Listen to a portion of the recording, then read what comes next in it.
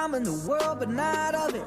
I praise God every day and I love it. I say what I want and I say what they want. I stand for the truth and what's right and they don't. Life is simple, it's no puzzle. Common sense will tell you not to wear a muzzle. Fear no evil, trust no people. When in doubt, shout, I'm a believer. I fear no man, though the world is broken. God, shine your light on me. I fear no man, though the world is broken. God, shine your light on me. I offend everybody, the left, right, in the middle. Blame my parents because I've been this way since I was little. It used to be normal, now everybody praying to crystals. No wonder why it's so easy for the devil to trick you. They treat you like dogs, hitting muzzles all on your faces, forcing kids to wear them in schools. Doesn't this seem outrageous? They ban Bible scriptures on TikTok. Let's go to Target! Let's go to Target! PlayStations! Let's go to Target!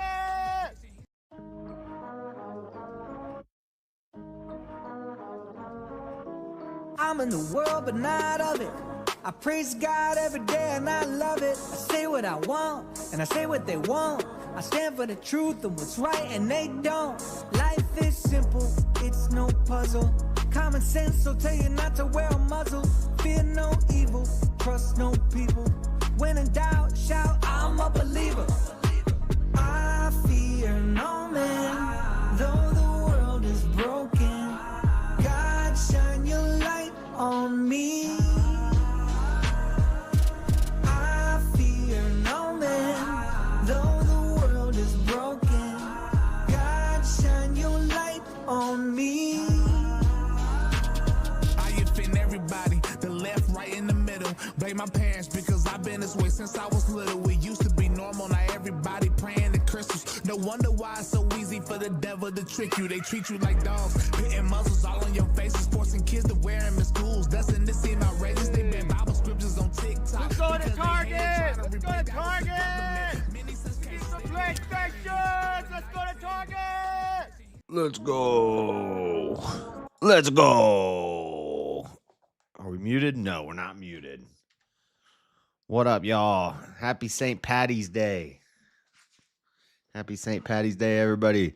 St. Patrick's Day, a Christian holiday, not just a degenerate day of getting as drunk as humanly possible. I'm not even drinking on St. Patty's Day. It's not a day of alcohol abuse. It's a day of celebrating a great saint who brought Christianity to the nation of Ireland. Ireland. They brought Christianity to Ireland. That's right. We're going to talk about St. Patty's Day today. Echo, if you're going to be breathing like that, bruh. You want to go out there? I just hear him in my monitor.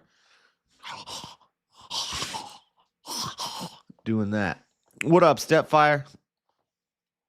Thank you, sir. Thank you. Chuck Danger. 87. I was born in 87. What up, King? What up, Stepfire? What up? Are you crazy? We got a little show today. We're going to talk about, first off, the history of St. Patty's Day. We've done this before. We're coming up on the 3rd year anniversary of the show. So I guess this is our 3rd St. Patty's Day. And I think we skipped this last year. You guys hear that?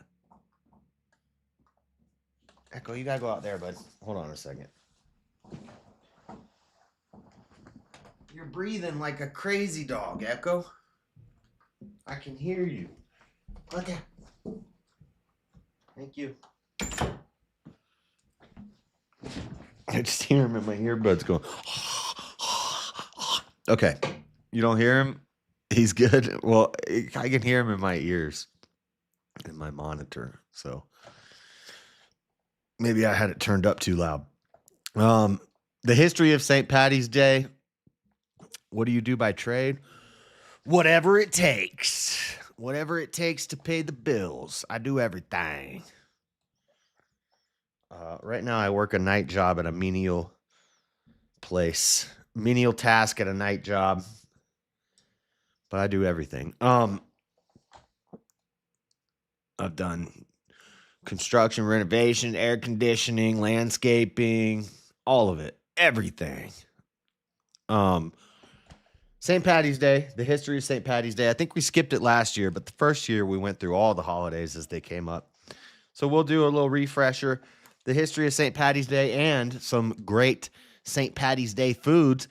Thank you. One for me, one for chair. $1 for me, $1 for chair. That's right. Let's go. Thank you for the super chats. Just a reminder, hit the like button, guys. Make sure you're subscribed up. And then also super chats are appreciated. And then the Cash App is also appreciated. If you want to skip the YouTube fees, super chat or the Cash App's right there in the corner. Cash App, $ Dreadedconservative.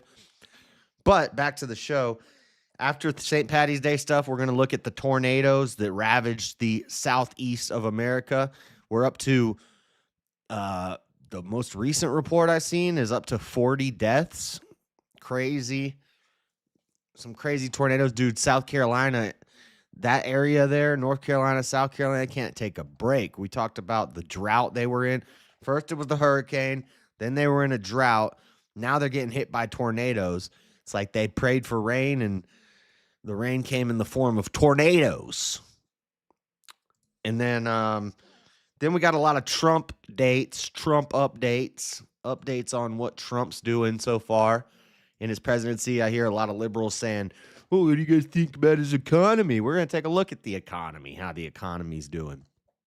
And we'll take a look at the economy and also the stuff that's going on with immigration, this de-immigration, deportation, that stuff this week. Lots of El Salvadorians going to a mega prison in El Salvador. And for some reason, Democrats are outraged because rapist murderers are getting deported. I am known for breaking people at work. What? I don't know what a cribber is. I'm sorry the Crucible didn't know this, but B. Okay. All right. Whatever that means. So we'll look at some Trump dates, and then that's it in all the main story. The deportations, the tornadoes, and where's my folder at? Or where's my window at? Here it is. Why is this not? Hold on one second. We're having some issues. Technical issues. Why is this not popping up? There it is.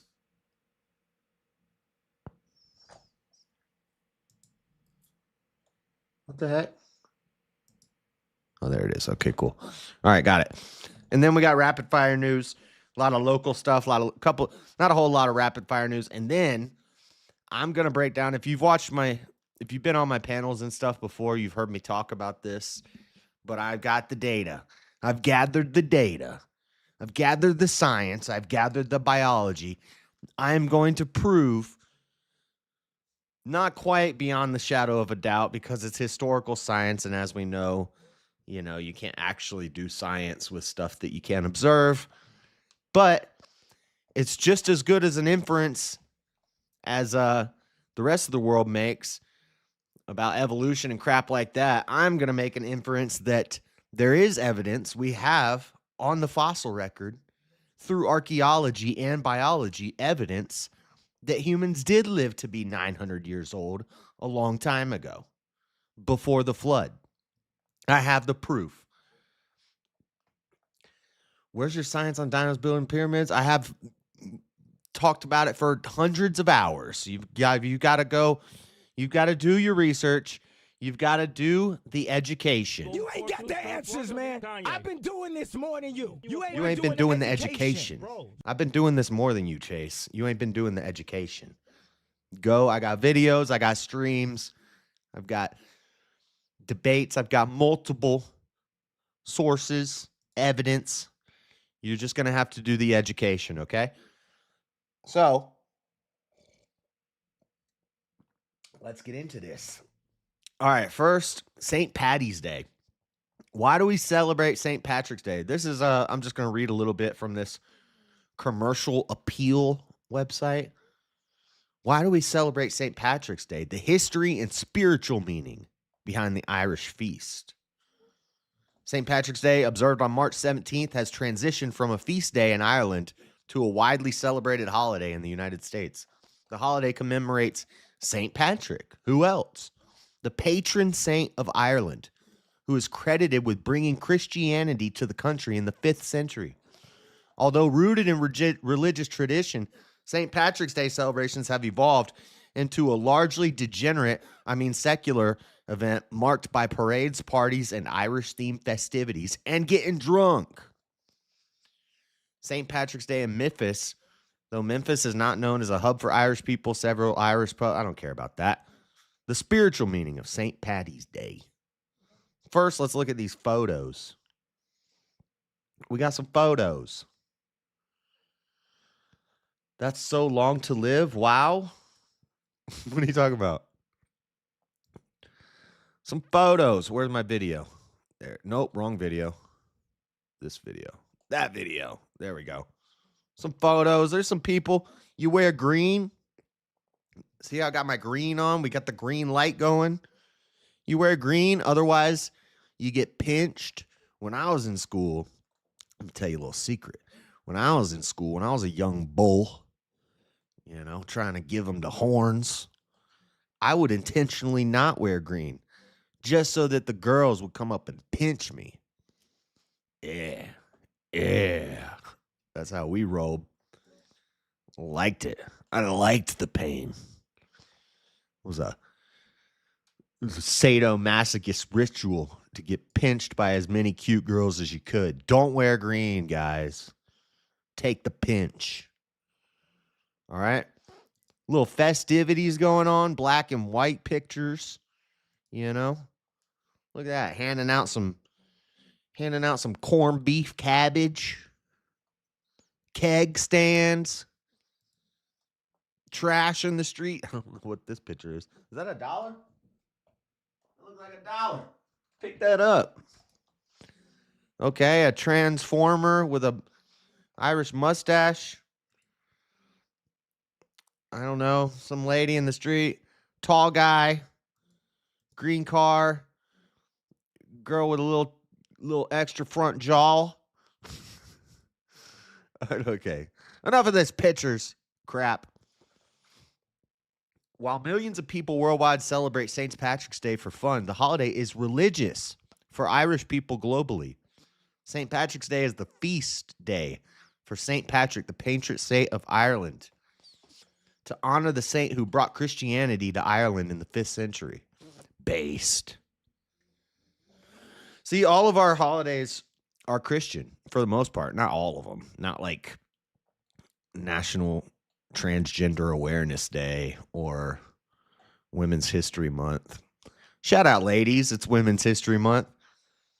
According to History.com, garbage source, by the way, trash propaganda website, St. Patrick's was born in Roman Britain in the late 4th century. He was kidnapped and taken to Ireland as a slave.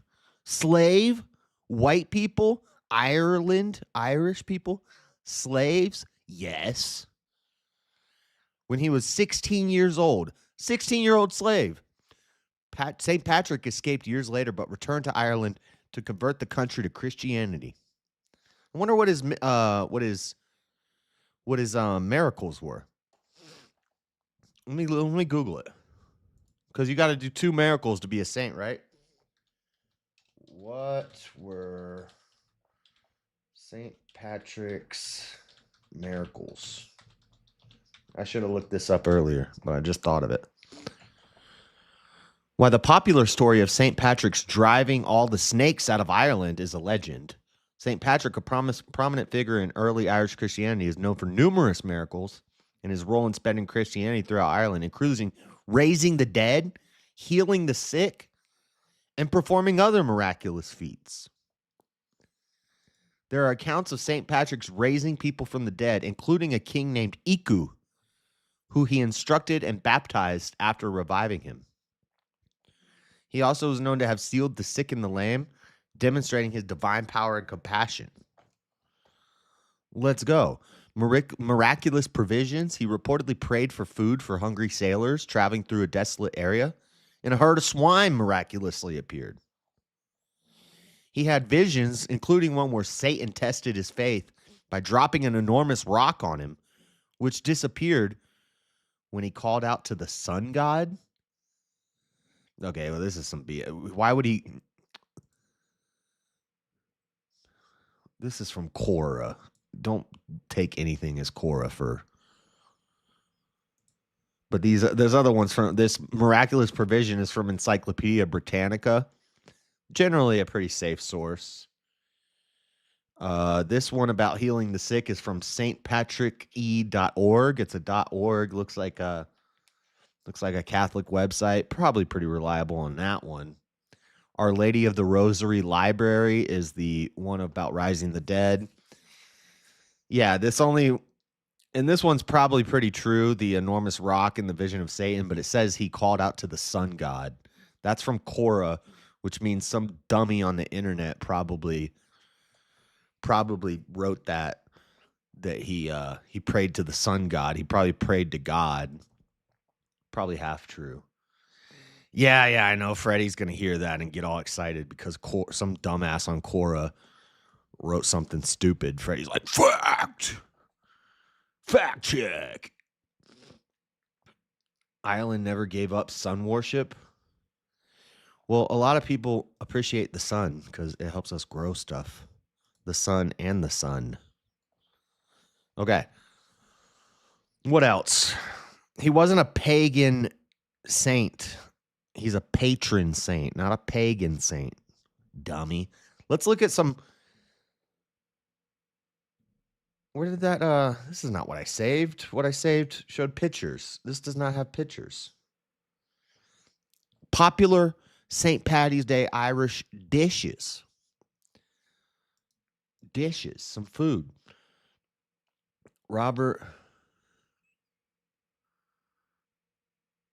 Yeah. Whatever, Freddie. Whatever. I'm sure there are some pagans over there still. Corned beef and cabbage. I love cabbage. Corned beef.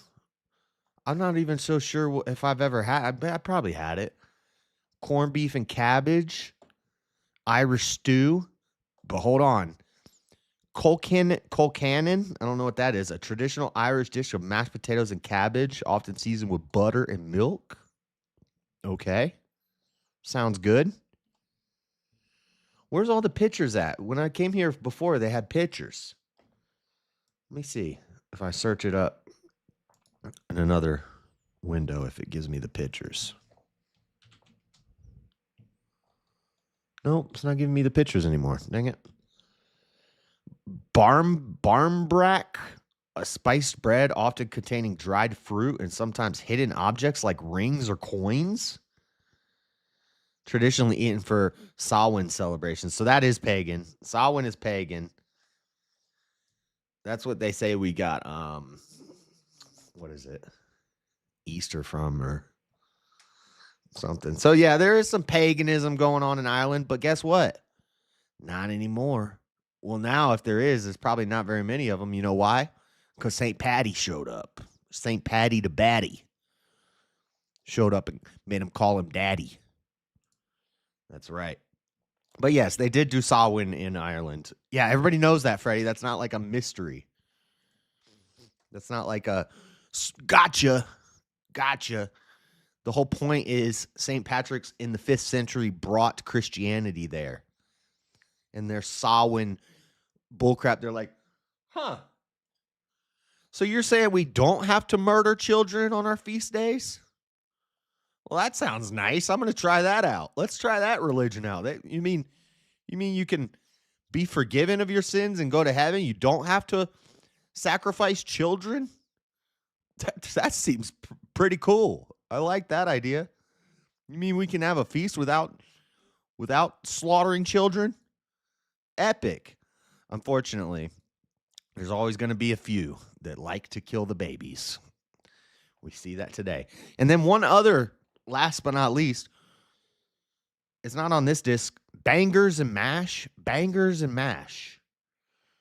More associated with British culture, this dish of sausages and mashed potatoes is also popular pub food in Ireland. Bangers and mash. They call sausage bangers? What is wrong with these people? Irish seafood chowder, potato soup, and one of them, it's not on this list, but I saw it earlier today. One of my favorite foods. It's in my top 5. It's in my top 5. Shepherd's pie. Shepherd's pie is Irish. I didn't know that.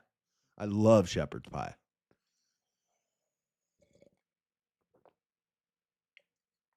So if I could choose one of these to eat on St. Patty's Day, corned beef and cabbage sounds good. Bangers and mash sounds funny, but it seems like it would be delicious. But really, if you want to make me happy on St. Patty's Day, you make me some shepherd's pie. Let's go. So happy St. Patrick's Day to everybody. If you're Irish, get your Irish on today. You know, don't get too drunk. Don't drink too many green beers. I used to always go to Beef O'Brady's in Florida on St. Patty's Day, which is, I think, the best wings I've ever had. And they only got it in Florida, as far as I know. It's called Beef O'Brady's Pub. It's a sports bar and grill, so kids could go in there. But it's like a bar and a grill in the same thing in sports. But it was called Beef O'Brady's. They had the best wings and curly fries. Their curly fries were bomb. But their wings, I've never had wings as good anywhere else. Every time I go down to Florida, I always get some Beef O'Brady's wings. But the other thing that they do, which a lot of places do, is green beer on St. Patty's Day. A little green beer. Tastes just like normal beer, but it kind of tastes different. Because I don't know if you know, but your other senses will affect how things taste. So like if you close your eyes and plug your nose and you eat something, you won't taste it as much. Well, same thing works if you turn beer green. It makes it taste different because it looks different. So you look at it and it looks emerald green. When you drink it, it tastes green. Did you know that? It's a fact. Don't try to deny it. Don't question me. Don't question me. I'm always right. It tastes green. I'm not Irish. I didn't appropriate anything yesterday. You've never had shepherd's pie? Wow, that's a travesty. It's like ground beef. It's like a layer of ground beef and like corn and peas. And then a layer of mashed potatoes. Oh, and the beef and the veggies, there's like a gravy in there. And then there's a layer of mashed potatoes. And then there's a layer of cheese. And the cheese crusts over the top. And it makes it like a pie. And you cut into it. And it's layered. You get a little slice. And it's layered up. You know? Oh, it's so good. I love shepherd's pie. I love Green River Pop. Shepherd's pie is like a whole dinner pie in a pie crust. Yeah, you got to burn the cheese just a little bit to get that crust action going on the top. It's so good. All right, let's talk about these tornadoes. You know, RIP. RIP to the people lost. I thought this was odd because I always cover storms. But was it Stepfire or Elder Lion or somebody on the thing the other night said this time of year there's always storms like this around this time of year in that part of America, but maybe not this bad because this is kind of wild. Storm system sweeping across U.S. kills at least 39 people. This is from at least 39 people. I have another article from ABC that says 40 so far. The death toll is going to go up. You know, they haven't found everybody yet, I'm sure. A storm system that swept across the U.S. from the plains to the East Coast bring dust storms, hurricane-force winds, and violent tornadoes and heavy rain. Should be moving offshore by Monday morning. The final tornado watch has expired across parts of North Carolina and Virginia as conditions continue to improve across the Mid-Atlantic. Dude, they just keep getting hit. They just keep getting hit. They got hit with the hurricane. Then last week or 2 weeks ago, we talked about how they were in a drought. And a lot of the people still haven't recovered from that hurricane. Like, they're living in basically like camps, trailer park camps. A lot of bad stuff going on in those camps. I have family. All my family lives in North Carolina and Florida. And so Asheville, North Carolina, and Burnsville, which is outside of Asheville. And they got hit real bad by the hurricane. And some people in my family are living in some of those camps in RVs. They brought a bunch of RVs down and they made these camps, and those camps aren't nothing nice. When a lot of people just lost their house and they lost family members, they lost pets, they're depressed, they don't got nothing left. A lot of people turn to drugs at times like that. And those camps are a lot of bad stuff going on in those camps. I've got stories. I don't want to get too deep into it because anyway. But yeah, I know about it. I'm safe up here in my ice box. Only blizzards for me, no naders. Look up Tornado Alley, I think it's called. We had a tornado alley in Florida. I think I know what you're talking about, but we had another tornado alley in Florida. Highway 41 in Land O'Lakes is actually the most hit by tornadoes of anywhere in the country. But the thing is, they're mostly like tiny tornadoes that you don't even hear about. It's a weird fact that we knew when we lived there that, and usually people be like, no, that doesn't make any sense. It should be Kansas or something like that. Kansas gets big tornadoes. I've been in tornadoes in Kansas, in Dodge City, Kansas. One time, crazy story time. One time when I was doing door-to-door sales, me and this guy, John, who I was knocking doors with in Dodge City, Kansas, when we're knocking out in the country and all the houses are real far apart. And like the trash truck only comes by not super often. And so behind all the houses, there's a road, and each house has like a dumpster. Instead of just trash cans, they have little dumpsters, little mini dumpsters. Because they get so much tornadoes that the tornadoes will just blow away the trash cans. So they have little dumpsters. And while we were there, the sky got real dark and the tornado sirens started going off. Because in Dodge City, there's all these tornado sirens. If you watch the video of me and Daddy Jub taking our road trip across America, we stopped in Dodge City, Kansas for some pizza. And while we're sitting there in the U-Haul, you start hearing the tornado sirens go off. And he's like, is a tornado coming? I'm like, nah, it happens all the time out here. Just don't worry about it. But anyway, while me and John were knocking doors, the sirens started going off. So we ran, and it got real dark, and there was a tornado coming. And so we ran, and we jumped in one of those dumpsters, and we hid in it. And I think a tornado did touch down near us, and it got crazy windy. It didn't like go over our head, or it wasn't like the movie Twister, but there was a tornado nearby.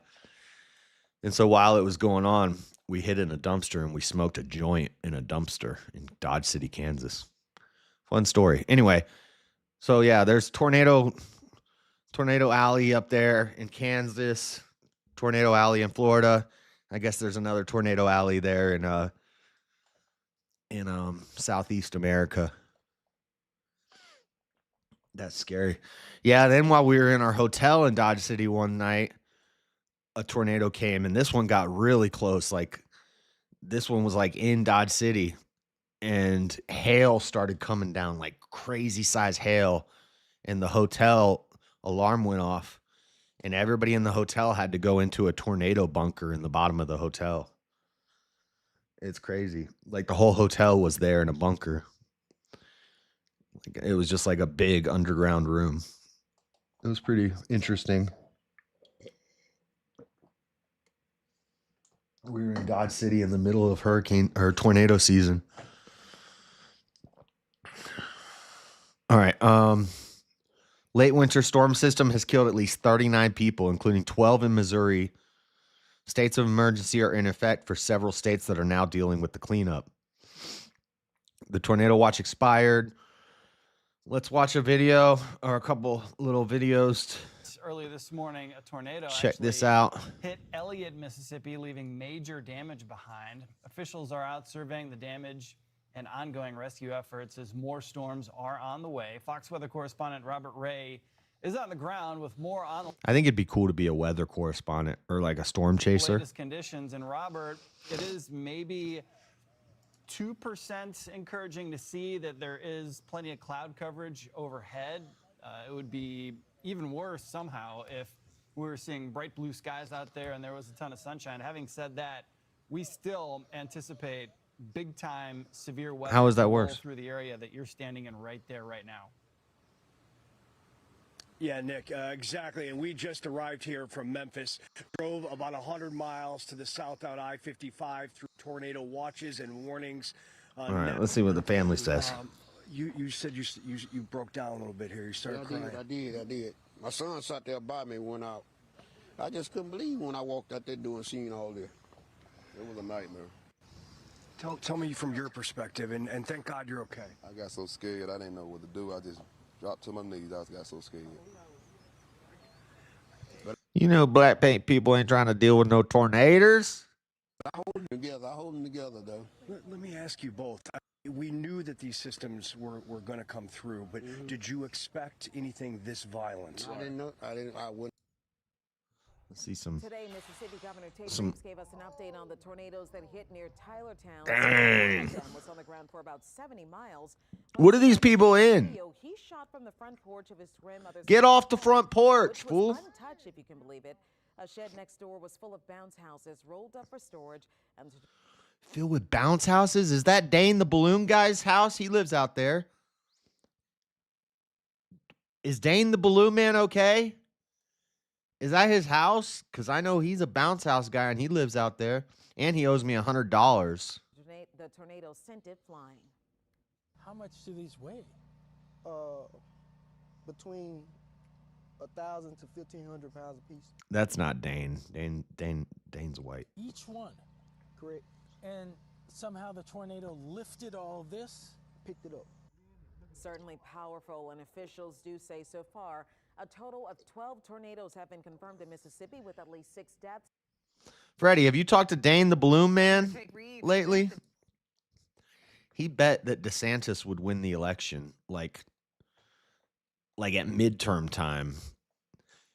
He said DeSantis is going to win. And I said, no. And he said, I bet you $100. And I said, so all I'm betting is that DeSantis won't win. I'm not betting on who's going to win. I'm just betting that DeSantis will not win. Guess what happened? DeSantis didn't win. So he owes me $100. Pay your debts. All right. Let me read one more article here from ABC. They say 40 dead from their count. And again, that number will go up as they start clearing out the damages and stuff and finding people that are missing. Millions of Americans across the country are on alert for a severe weather outbreak as violent long-track tornadoes with damaging winds of up to 80 miles per hour and large hail are expected across the Midwest and South, with a cross-country storm moving east. The same storm system delivered raging winds to the Plain States earlier, leading to wildfires and severe dust storms that left more than a dozen people dead in Kansas, Texas, and Oklahoma. So this did originate in where you would expect it. Up there in Kansas and Oklahoma and the panhandle of Texas, they get tornadoes all the time this time of year. It just moved farther east than is common. I guess it does happen every year in that Tornado Alley area, that little region there. If you had America here, they kind of start in this part and they go this way. So that's wild. Death toll climbs to 40. At least 40 people in 7 states have died amid the severe weather outbreak. At least 12 deaths were reported in Missouri, the most of any state, officials said. Sunday morning, Alabama Governor Kay Ivey said at least 3 people were killed in her state on Saturday. Yesterday, severe weather impacted most of Alabama. Ivey said in a statement, "Unfortunately, we have learned of the loss of at least 2 of our fellow Alabamians. 1 life in Plantersville and 1 in Winterboro." Ivey said 52 of Alabama's 67 counties reported damage from severe weather outbreak and that a damage assessment was continuing. Tornado warnings issued for North Tampa, Florida. That's where the rest of my family lives. As the cross-country storm continues to spread across the United States, cities north of Tampa are now under tornado warnings. Zephyr Hills, Pasadena Hills, and Crystal Springs are under alert. I think my uncle, I think they moved. They used to live in Zephyr Hills. Are under alert until 7:30 Eastern Time. 3 missing in Mississippi storm found alive, so some good news. Mississippi Governor Tate Reeves shared a storm update Sunday afternoon, signing a state of emergency declaration Saturday night. The governor said preliminary information shows as many as 12 tornadoes could have ripped through the state in the cross-country storm. Storm left 6 dead and 27 injured in Mississippi, but the 3 people reported missing were found alive. So there's some good news. White House deploys National Guard to Arkansas. Ooh, some fast action. Fast action from Trump. Wow. We haven't seen that in a while. Wow, what's that like? What does that feel like? Look at Trump. Fast acting response to storms? Wow. I almost forgot what it feels like to have a president who does stuff. Man, it feels good. Feels good to have a president who actually does stuff when things happen. Isn't that nice? Speaking of Trump, I was born in Clearwater. Scientology took it over recently. Yeah, there's a lot of Scientology out there in Clearwater. We used to drive out to Clearwater a lot. Let's do some Trump updates. So I was watching our boy Aiden, AIDS Gang. Where you at, Aiden? I was watching his stream the other night, and he's like, I was in his chat, and he's like, JS, what do you think about Trump's economy so far? And I said, I don't care. I've been broke my whole life. What do you mean the economy? I've been broke my whole life. Yeah. What do you mean? Because what I see things are looking a little better. They're looking up. Maybe the stock market got hit. You think I can afford to be in the stock market? You think I'm in the stock market? I don't know about the stock market. You got to have expendable money to get involved in that. No. What about Trump's economy? Yeah, exactly. So let's look at the leftist media first, what they're saying.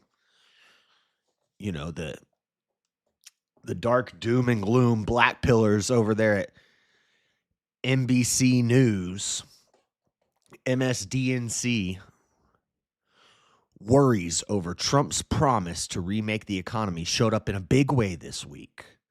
The president and his advisors vow. Advisors. Isn't advisors spelled with an O, not an E? Maybe not. Advisors. Advisors vow that any pain will be temporary. Consumers and markets are nervous, though.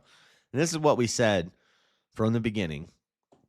Any conservative who is worth his salt said, yeah, the tariffs are going to hurt in the short term. Sometimes to fix something, you have to take a little pain. When there's a problem, you got to suffer a little bit to fix the problem. Sometimes you got to spend a little money to make some money.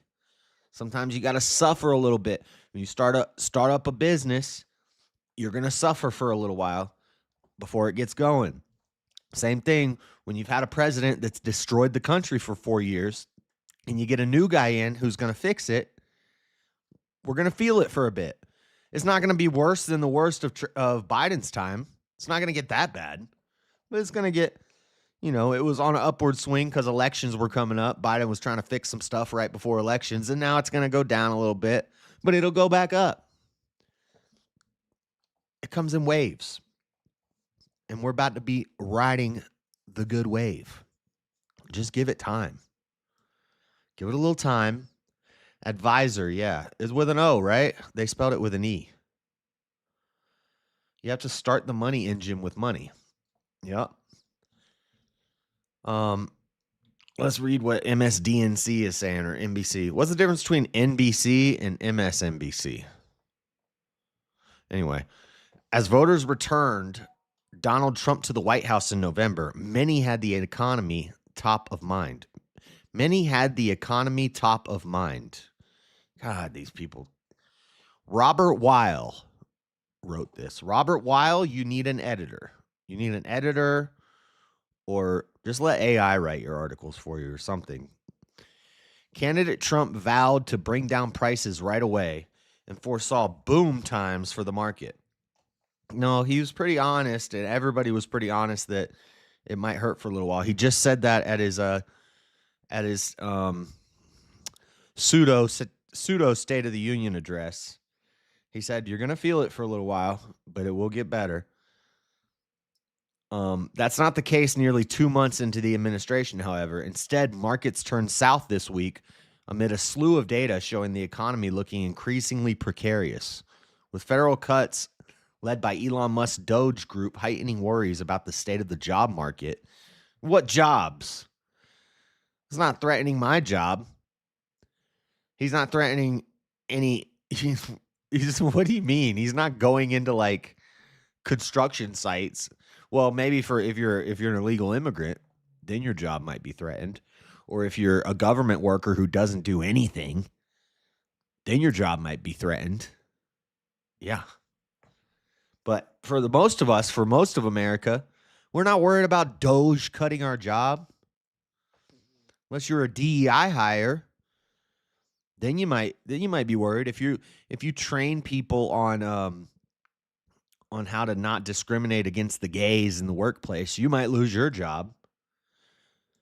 Maybe you should have picked a different career field that wasn't retarded. With federal but I already read that. On Thursday, the S&P 500 benchmark plunged into correction territory, meaning it closed 10% below its most recent highs. It was its fourth negative week in a row. The time since such a streak occurred was last summer. God, this dude can't write. Who writes this crap? This is horrible writing. This dude's probably foreign. He probably can't even speak the English. Oh, also, speaking of speaking the English, I looked into that stuff about the Chinese, as we've talked about how China was buying up all the farmland, and somebody sent me the video of the piece that Crowder did about how they're buying up all the pot farms. They're buying up all the land and they're building pot farms in Oklahoma. Chinese people are. A lot of Chinese criminals are growing pot in Oklahoma. And I knew that China was buying up all the farmland. I didn't know about this pot farm stuff that was going on, which has been going on for a while now. But I did know about it because in the show Tulsa King, that's the plot of the whole second season.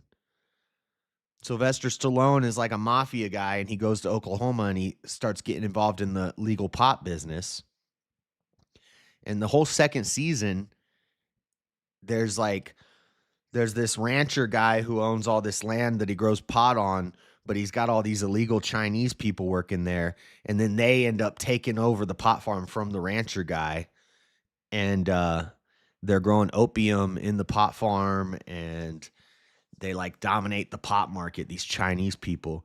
That's the plot of the second season of Tulsa King. And I didn't know that it was based on a true story, but apparently it is. Anyway, the decline came as Trump ramped up his tariff strategy, allowing duties on steel and aluminum to come into effect and incurring retaliatory tariffs. Retaliatory tariffs. What about reciprocal tariffs? Didn't he call them reciprocal tariffs? So isn't it funny the way they twist the words? While continuing to threaten higher levels on Canadian goods and bringing new tariff warnings for European champagne and wine imports. Some wino on X, I don't know who she is, but it showed up on my feed. Some wino on X was like, Trump is banning champagne imports.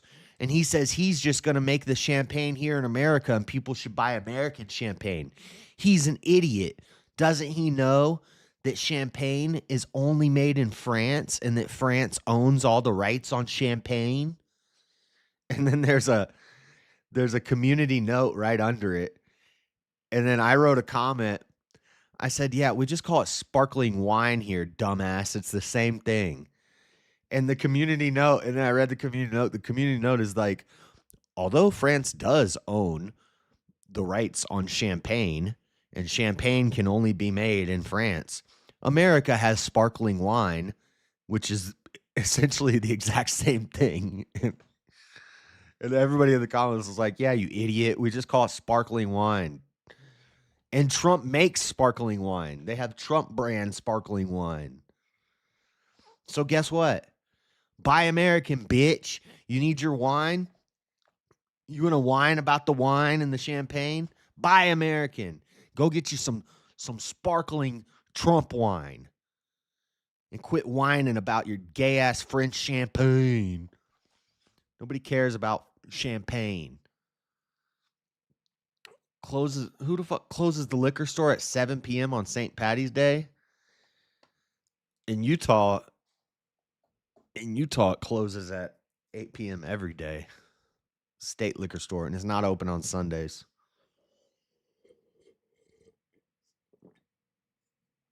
I do think it's just a bit of an uncertain world out there right now. Okay, so it's not even that bad yet. You're just uncertain, and you're worried. Stop worrying. Take no thought of tomorrow. Take no thought of tomorrow. Tomorrow has enough to worry about itself. I got beer, just had to go further. You can just get beer at the gas station. All right. Ed Stack, the chairman of Dick's Sporting Goods, told who cares what the chairman of Dick's Sporting Goods has to say? Didn't his business go under? I thought there was no more Dick's Sporting Goods. We don't have them. We had a Dick's Sporting Goods out here, but it closed, and now it's like some other type of sporting goods that involve less dick. This week, when asked about the company's expectation that its profits will be lower this year, what's going to happen from a tariff standpoint? You know, if tariffs are put in place and prices rise the way they might, what's going to happen with the consumer? Well, the consumer picks up about 40% of the tab. The manufacturer picks up 60% of the tab. So what it will do is it will encourage consumers and manufacturers to buy American. It will encourage economic growth within America, building, instead of shipping our crooked lumber from Canada, we can just make crooked lumber in America. We got trees, guys. We have trees. Dick's sold to Bass Pro Shops, did it not? So it became Fish Dick's. You've got Dick's Sporting Goods in Canada. I saw there was a local news report. I saved it, but I don't think I still have it. Let me see if I still have it. Hold on one second.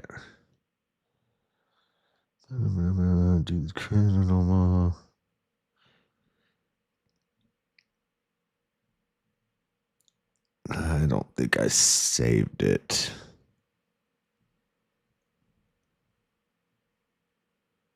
No, I didn't. I had it saved, but I think I deleted it.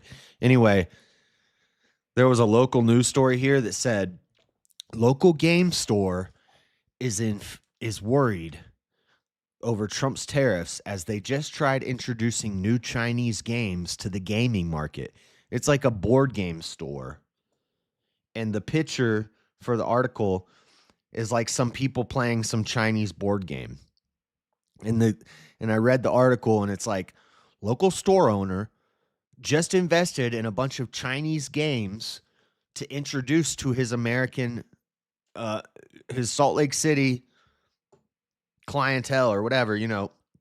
And now he's worried about the price increase on newly popularized Chinese games. And I wrote in the comments, I was like, dang, I really wanted to get into Mahjong this week. I really wanted to start playing some Mahjong this week. Mahjong. Guess I'm going to have to save up longer because of these dang Trump tariffs. I can't play Mahjong, guys. I really wanted to get into it this week. Like, shut up. My Chinese board games are going to get expensive. What am I going to do? So stupid. One more far left Reuters. What are they saying? They're showing me a bunch of ads. That's what they're doing. Many Americans see Trump's actions on economy as too erratic.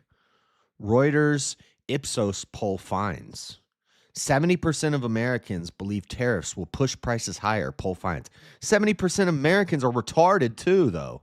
So 70% of Americans can't read. 41% believe Trump's economic policies will pay off in the long run, poll finds. So 41% of Americans at least have a little bit of common sense. Still might not be able to read, but trade war hammers U.S. stock markets. You know who cares about the stock market? Rich people. You know what I care about? I'll show you what I care about. I care about Freddie owing King Blackout $100. Pay your debt. That's what I care about. This is what I care about right here. Let me show you. I care about, from AAA, gas prices drop as spring break nears. Gas prices continue to slowly fall as many of us head into the spring break season. The national average price for a gallon of gasoline is $3.08 this week. Remember, we started tracking this because Freddie bet King Blackout $100 that within 2 weeks, the gas prices would be higher. Well, when we got it from AAA, now 3 weeks ago, almost 4 weeks ago, it was $3.14. We waited 2 weeks and we checked it again. It was $3.10. Now it's currently $3.08. So it's still going down. You're past your due date on your debt, Freddie, and the gas prices are still going down. Look at that. In New York, the average price for gas is $3.11. Drivers across upstate New York report the following average prices according to AAA. Batavia, $3.15, no change from last Monday. Buffalo, $3.08, down 2 cents. Elmira, $2.93, down 3 cents. Ithaca, down 5 cents. Rochester, down 2 cents. Rome is down 1 cent. Syracuse is down 2 cents. Watertown is down 3 cents. New York. If the gas prices are going down like that in New York, you know they're going down more in other places. Gas prices are down. Well, the stock market's taking a little dip. Stock market does that all the time. Stock market will be fine. The average American is more worried about being able to get to work without spending their pension or, I don't know, egg prices, for example. Let's take a look at egg prices. What's the egg NPR? Far left NPR. Wholesale egg prices are going down. How soon will it affect your grocery bill? After months of sticker shock from nationwide egg crisis, relief might finally be on the way. The U.S. Department of Agriculture reported Friday that the national average wholesale price of eggs has been steadily declining since late February. Wow. In other words, the cost that distributors are charging retailers is going down. According to the latest USDA report, the average wholesale cost of large white eggs was $4.15 per dozen, about half what it was just a few weeks ago. No, it never got up to $8 a few weeks ago. The highest national average that it reached, and I was keeping my eye on this, was like $5.50. It was not $8. The highest that I've ever seen it was under Biden when it got to like $7.50 national average. And then when Trump came in and the bird flu and I don't have the story on it, but Elon posted about it on X that apparently Biden slaughtered 100 million chickens. Actually, I do have it in the meme review. We got it in the meme review. Which is a genius idea. People been bitching about my egg prices for so long. Before we leave, let's just kill all the chickens. That'll show them. Yeah, the thing. You know how you'd get real exuberant and then, yeah. Retail egg prices may drop soon if bird flu stays at bay. They put masks on the chickens. So now they separated the chickens 6 feet to stop the spread. They put masks on them. And now bird flu is not as bad anymore. The egg prices are going down. But this is BS. Half what it was a few weeks ago. The national price was not anywhere near $8.30.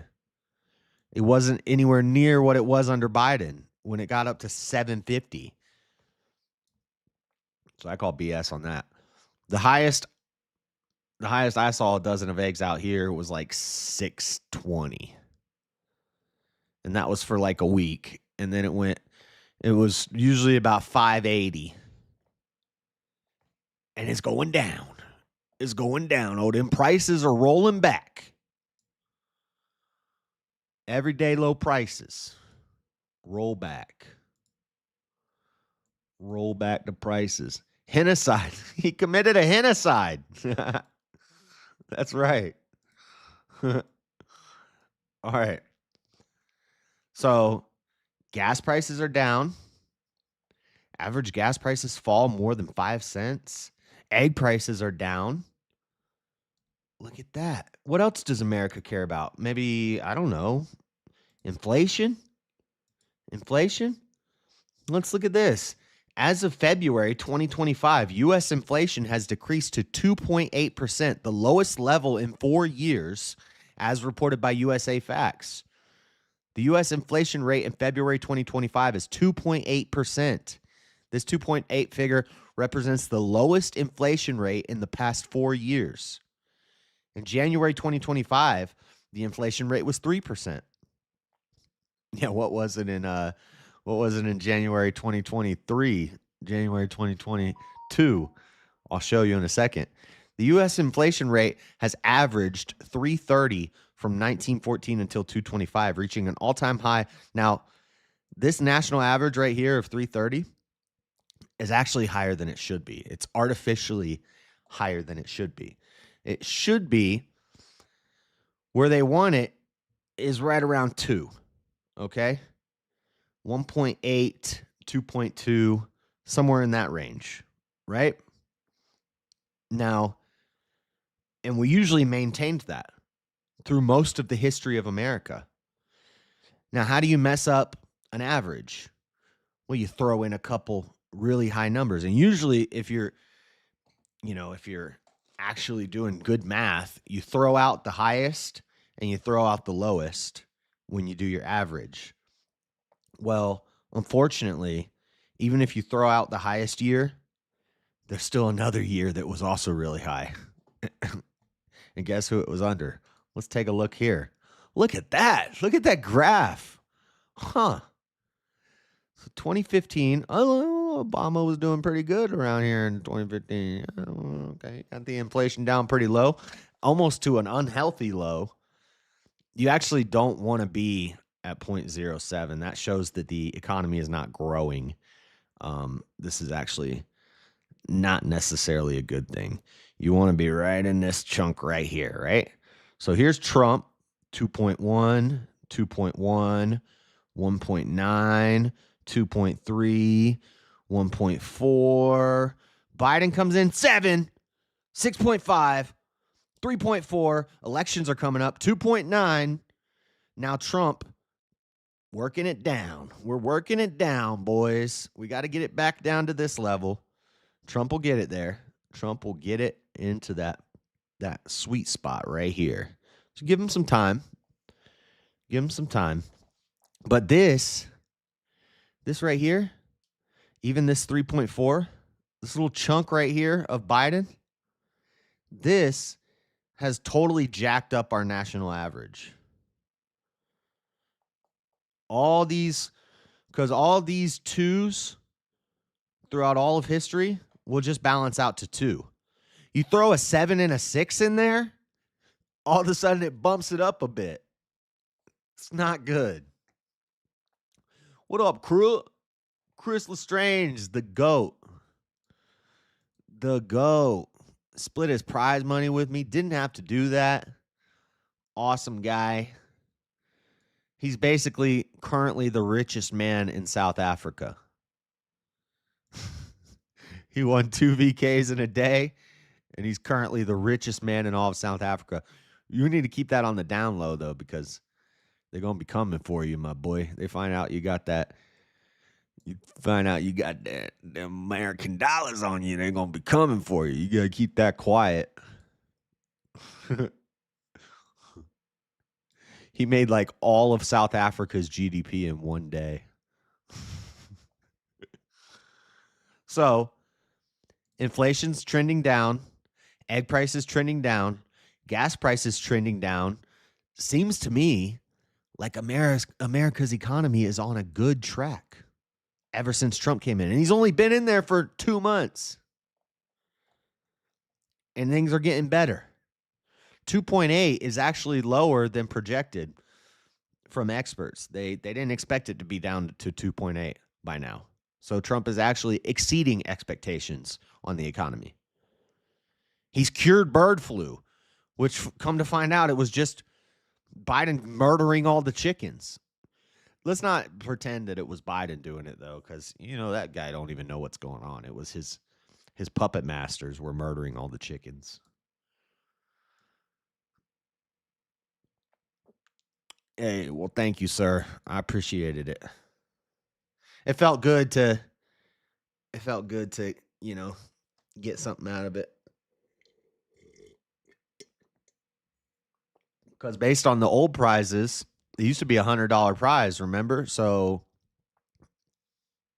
$200 is kind of like if I would have won 2 VKs a couple months ago. So that was pretty cool. Should ask Freddie why a broke South African sent a bigger dono than him. Yeah. Yeah, what about that, Freddie? And why don't you pay King Blackout, Freddie? I don't even care about donos from Freddie until he pays King Blackout. He's muted. Pay up. All right, one more Trump update. One more thing on Trump. Some crazy deportation stuff going on. And I don't know if AP produced this video or if Trump administration produced this video, but this is like a movie. They made like a movie out of this. So before I play the video, let me see if there's going to be an ad. Nope, no ad. Cool. But there's no audio? I thought there was like some intense music playing during this.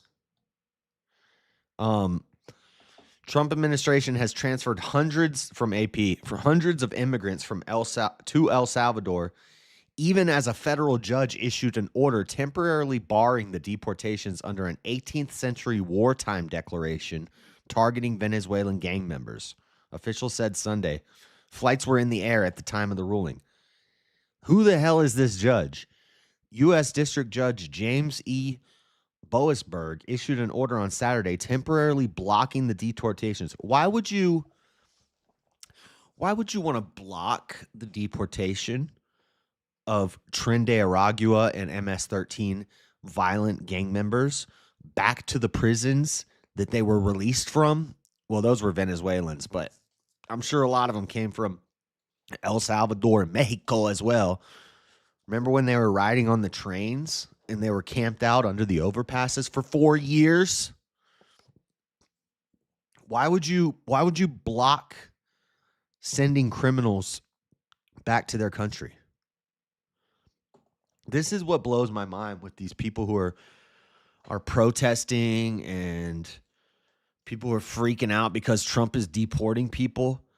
You could ask them, are you against, okay, let's say you're against families being broken up. You're against, the people who came here for a better life and they're working hard and they're keeping their head down. They're not committing crimes. They're doing the right thing other than the illegal immigration part. They're doing the right thing for the most part. You're against them being sent back. But what about the rapists and murderers? What about the gang members? What about the violent ones? Are you okay with sending them back? No. Well, no, because you might accidentally send some of the other people. Well, no, I'm not talking about the other people. What about the violent ones? Are you okay with sending them back? Well, I don't know. I'm going to dodge the question. I can't answer that question. Oh. This judge has demonstrated it. They want the criminals here. That's what the Democrats do. It's intentional. And people like Freddie, people like Jalen should care about this because you know who they affect first and foremost? The black community. They don't affect the rich people in Martha's Vineyard. They affect the low-class people who live in the cities, in the urban environments, in these sanctuary cities. That's who they affect. They affect housing prices. I see Democrats in Salt Lake City bitching and moaning all the time about high cost of living. We need a living wage. Well, you wouldn't need such a high damn living wage if we didn't let all these illegal immigrants in. This raises housing costs. This makes less jobs for people. So there's more people on welfare. There's more expensive housing, more homeless people, more drugs being brought in, which leads to more homeless people too. It's a vicious cycle. And there's one way to fix it. Well, there's a lot of ways to fix. There's a lot of steps that have to be taken to fix it. But one easy step is get out the damn illegals. It's not that complicated. Don't let people in illegally. I see in these people in Salt Lake City, this is a soft sanctuary city. We had ICE raids here in Salt Lake City because they don't like market it as a sanctuary city, but it is a sanctuary city in Salt Lake City. They're trying to turn it into New California. And our Marxist-ass retarded mayor cries and says, well, they're deporting all the families. No, they're not. They're deporting criminals. The hondos and paisas who sell dope on the corner. Everybody who's homeless knows when you want your dope, you just find a paisa or you find a hondo. There'll be these guys that stand in groups on the corner, young guys. They're usually like 14 years old. They don't speak any English. No speak any English. And they have socks that are filled with little dope baggies. And they keep them in their mouth. And you walk up, you give them some money, and they spit in your hand. The spitters. They're hondos. They're paisas. They're Venezuelans. They're Salvadorians. They're illegals. And when they get arrested, they just get let out. They don't get deported. Our mayor won't deport them. Our city won't deport them. And then the people bitch about high housing costs. They bitch about the homeless population. They bitch about drug needles all over the streets. But then when you say we're going to send ICE raids and we're going to deport all these illegals, they bitch about that. They're retarded. People are retarded. Like, what? How stupid are you? Oh my God, it's so dumb. Let's watch this video of Trump. But I want to read more about this judge blocking this. This is crazy. Look at this. I don't know who put this video out.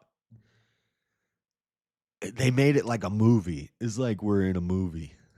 Look at this movie. There's no audio, though. There should be an epic soundtrack. Hold on. Do I have epic music? I don't think I have epic music on voice mod anymore.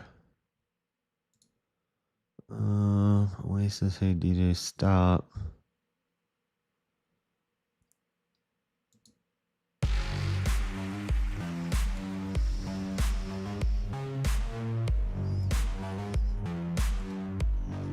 Ugh. Yeah. Tecoluca. This is the maximum security prison in El Salvador. Nobody's ever escaped. Get him.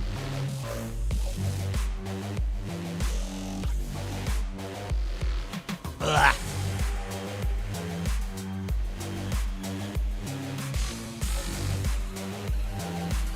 I'll put my own music to it. He got an Air Jordan tattoo on his neck. You're like 4 foot tall, bro. Air Jordan. Try jumping in this cage.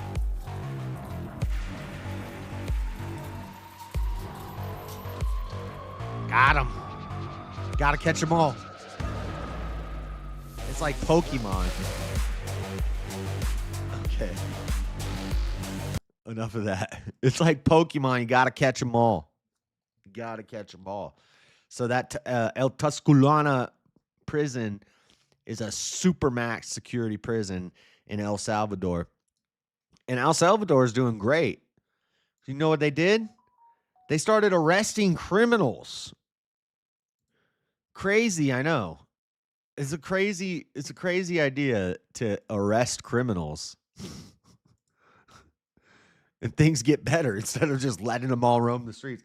Democrats in these New York and places like that, LA, they could take some lessons from El Salvador. If you lock up criminals, things get better. It's crazy. It's crazy.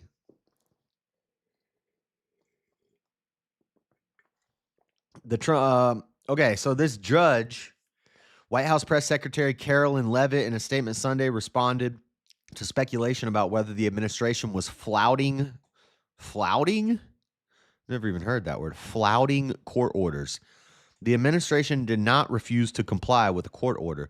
The order, which had no lawful basis, was issued after terrorist TDA aliens had already been removed from U.S. territory. The acronym refers to Tren de Aragua gang, which Trump targeted in his unusual proclamation that was released Saturday. It's only unusual because you guys have been letting criminals out for the past 4 years.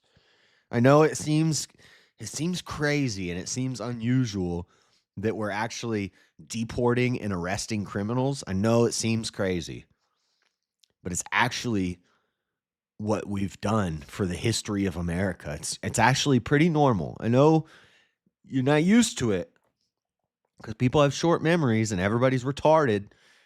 Democrats especially. They don't remember that a time when we actually arrested criminals. In a court filing Sunday, the Department of Justice, which has appealed Boasberg's decision, said it would not use the Trump proclamation he blocked for further deportations if his decision is not overturned.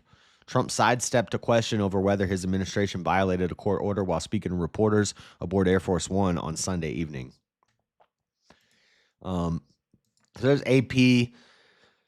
We'll look at BBC and then we'll look at Fox for a little bit of balance here. BBC's got the same video, so they're all using this video. I don't know who made this video, but that's an epic video. They just should have put some music behind it. That music was not in the video. I added that music. It worked well though.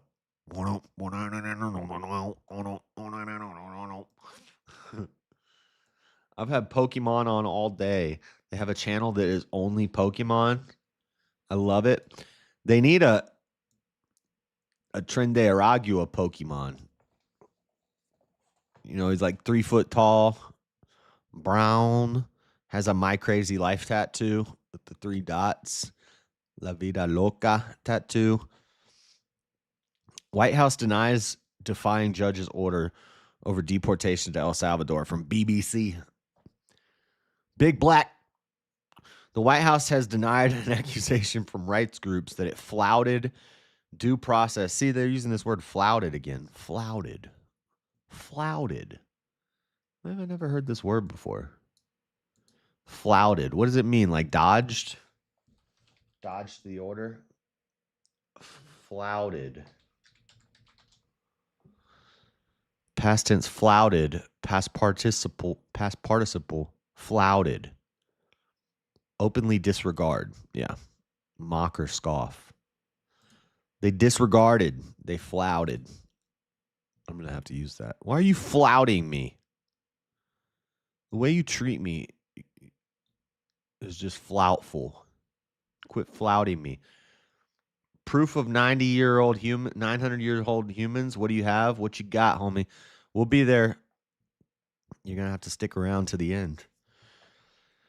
A group of 238 alleged Venezuelan gang members, plus 23 alleged members of the international MS-13 gang, were sent from the U.S. to a prison in El Salvador. Okay, so these are not El Salvadorian prisoners. These are Venezuelans, because they're the ones who got released from that prison in those insane asylums, which they'll fact check and they'll say, they weren't actually insane asylums.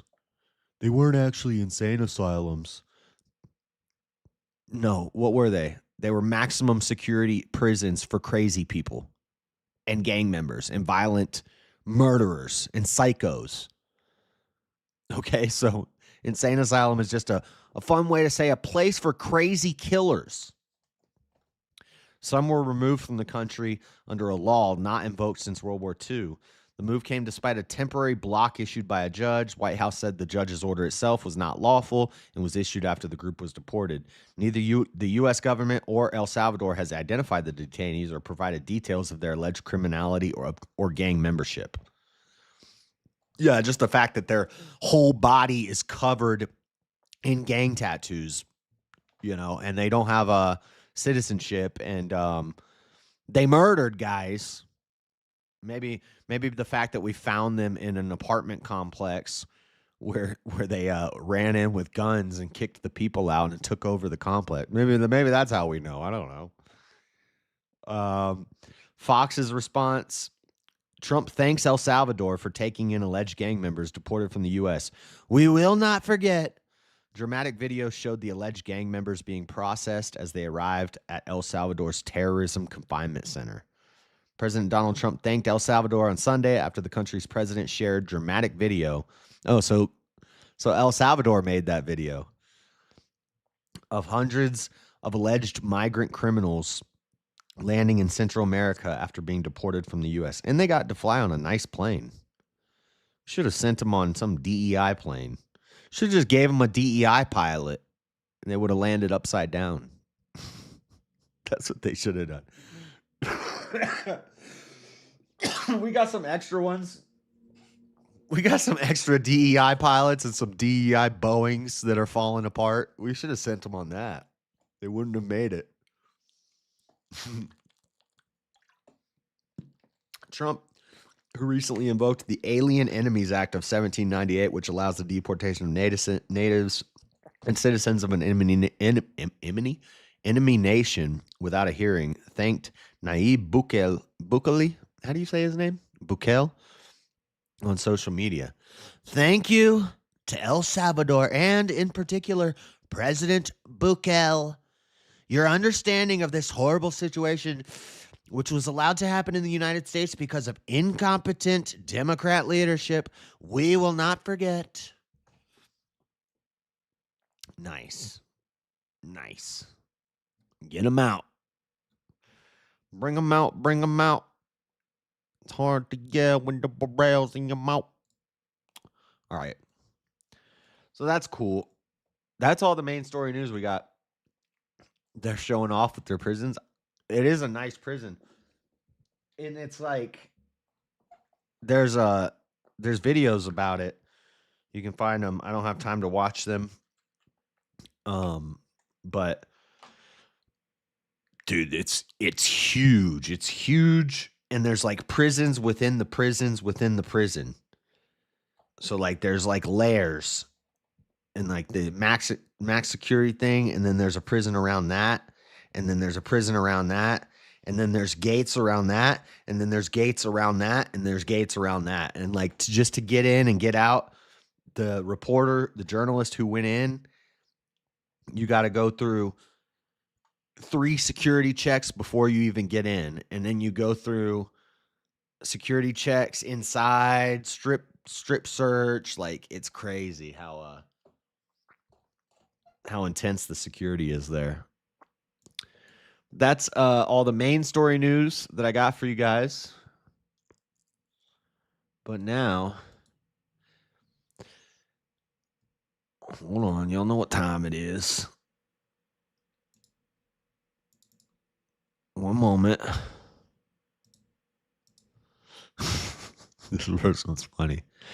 It's time for the mother meme review. Wait, it's time for the mother meme review.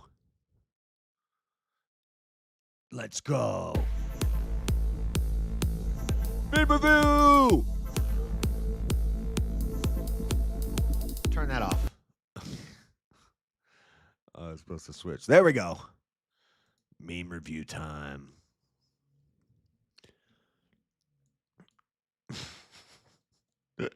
Oops. This is baking tips with JS. Baking tips with JS. Oops, you added too much. If your cookie looks like this, you added too much butter. If your cookie looks like this, too much sugar. Cookie looks like this, you put in too much flour. Your cookie looks like this, you added too much baking soda. If your cookie looks like this, you got too much egg in there. If your cookie looks like this, you put in too much penis. Stop sticking your penis in the cookies. Damn. What the?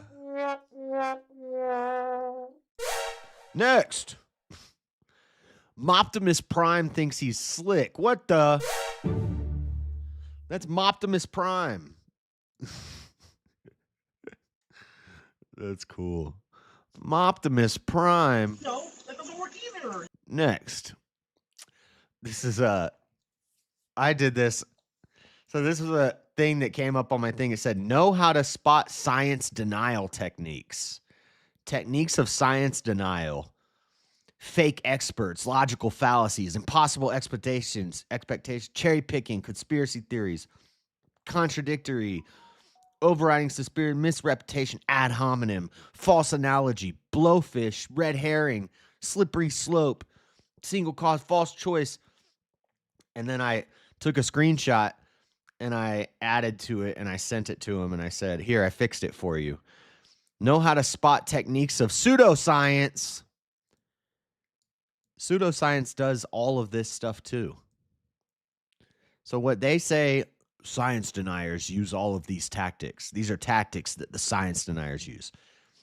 Funny, this is the same tactics that the pseudoscientists use when they're telling you about fake mental health, evolution, all that stuff. We're going to do some pseudoscience here in a little while. And guess what? My pseudoscience and my theory about 900-year-old humans, I'll tell you straight up, it's not actual real science. I can't know for sure because historical science is pseudoscience because we don't have a time machine and we can't actually observe these things. We can only observe fossils, fossil record archaeology. We can look at current biology and we can make inferences to lead to hypothesis, but we can't make actual observations because we're not there. So it's pseudoscience, but it's just as valid as their science. What I'm about to show you about the 900-year-old humans. Okay, next. Nerd meme. We always got to have one nerd meme that nobody's going to understand unless they're a nerd like me. Hey, wait. This is from the Brawly movie. Hey, wait. What's your name? It's Goku. But Brawly, call me Kakarot. And then he changes. Kakarot. Kakarot. If you know, you know. This is the new, I think it was 2020 Brawly movie or whenever it came out. New Brawly. At the end, he becomes friends with Goku. This is old Brawly from the old Brawly movies where he doesn't have any lines in the whole movie except for Kakarot, and he just repeats it the whole movie because all he wants to do is kill Kakarot. So all he says the whole movie is, Kakarot! And he just tries to kill Goku.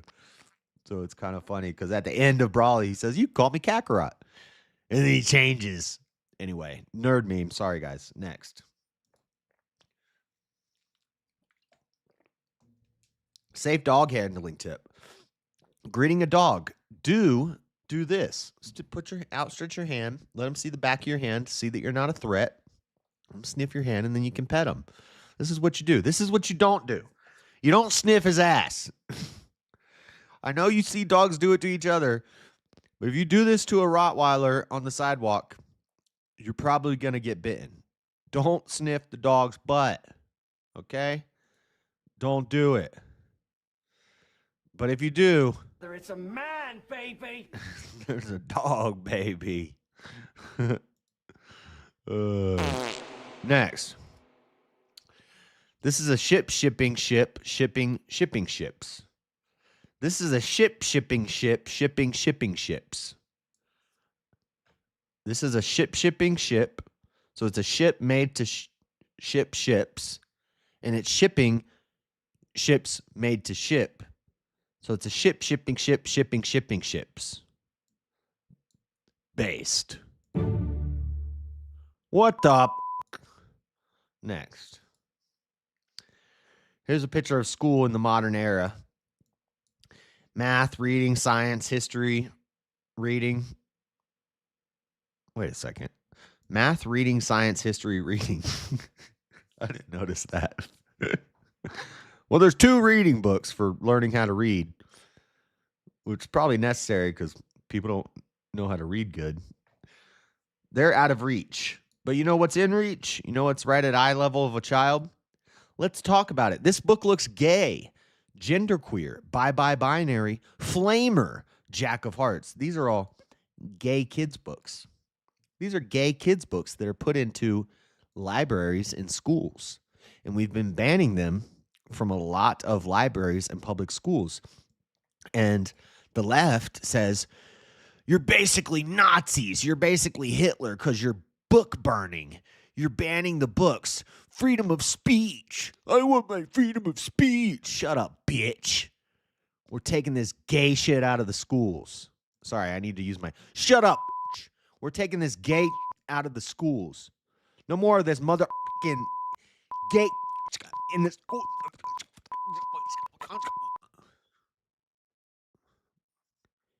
That's right.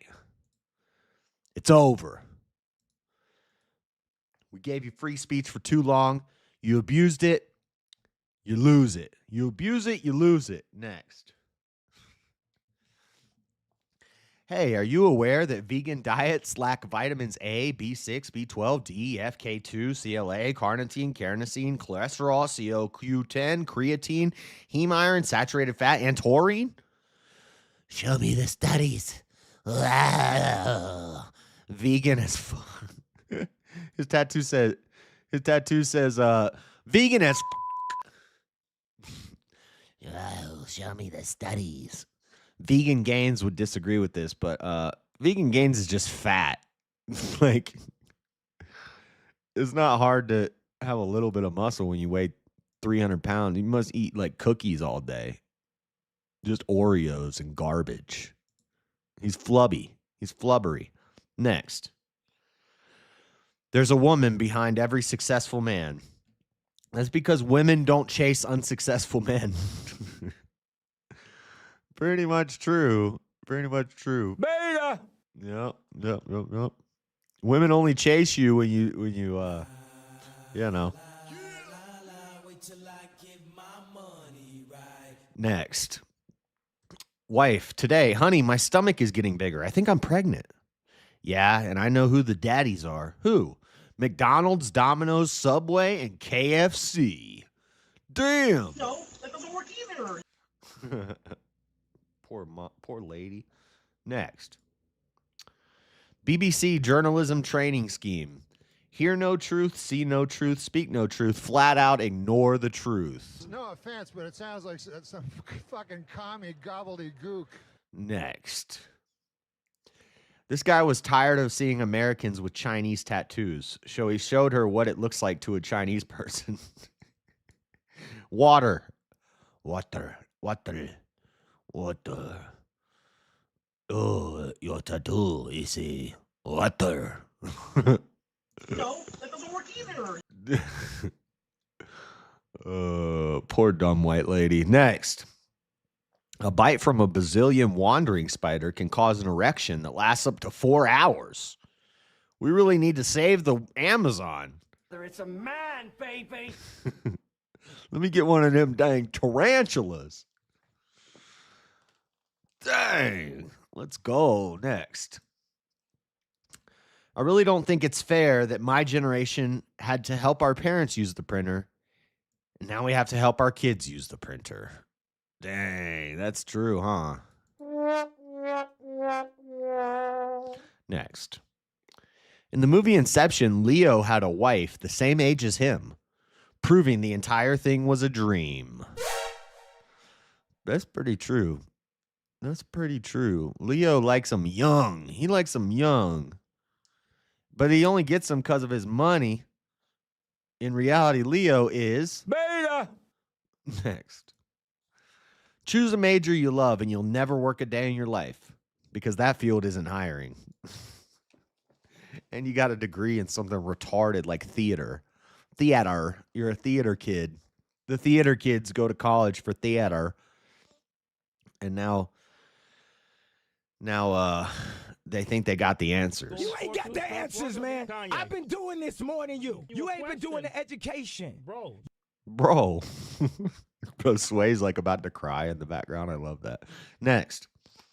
Humans are intelligent beings. Also humans. Hold your finger. No, dummy. No, dummy. No, that doesn't work either. Next. Pakistani news says water in presence of whales found on Jupiter by Pakistani satellite. Update. Satellite launched by Pakistan found in the Arabian Sea. Oh, is that where they found the water and the whales? Dang. No offense, but it sounds like some fucking commie gobbledygook. Poor Pakistanis. Next. These contractors are installing the steel pillars and concrete to stop vehicles from parking on the pavement outside the sports bar downtown. They are now in the process of cleaning up at the end of day and anxious to go home. How long do you think it will be before they realize where they parked? They parked inside of the area. How are they going to get out? How are they going to get out, guys? Must be DEI hires. These are the people that Elon's going to fire in the construction industry. Government workers. Yep. No, that doesn't work either. Next. It's been 2 years, so it's worth revisiting the time a friend was slightly confused by her plus Jews traveling charger before she realized it was iSmart upside down. Did you notice that iSmart upside down is plus Jews?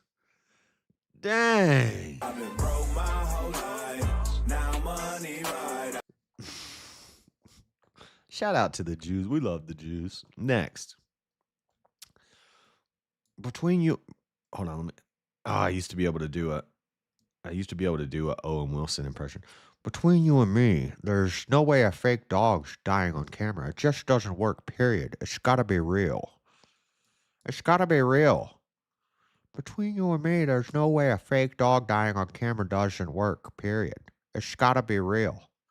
Owen Wilson, unprompted. He's murdering dogs. Beta! That ain't right. Next. One night, a Viking named Rudolph the Red was looking out the window when he said, "It's going to rain." His wife asked, "How do you know?" "Because Rudolph the Red knows reindeer." Dang! Where's my... Oh, I don't have the anymore. You guys like that dad joke? Rudolph the Red-Nosed Reindeer. Next.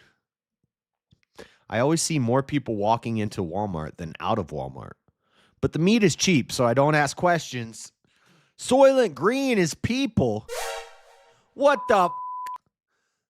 They're serving us mother people on this mother Walmart. Next. You need only 2 tools in life, WD-40 and duct tape. If it doesn't move and should, use WD-40. If it moves and shouldn't, use duct tape. No, that doesn't work either. No, wrong sound effect. WD-40 and duct tape. It's a man, baby. That's right. Next. I see dead people. And what are they doing? Receiving Social Security benefits. No offense, What? It sounds like some fucking commie gobbledygook. I can't wait till I die. I've been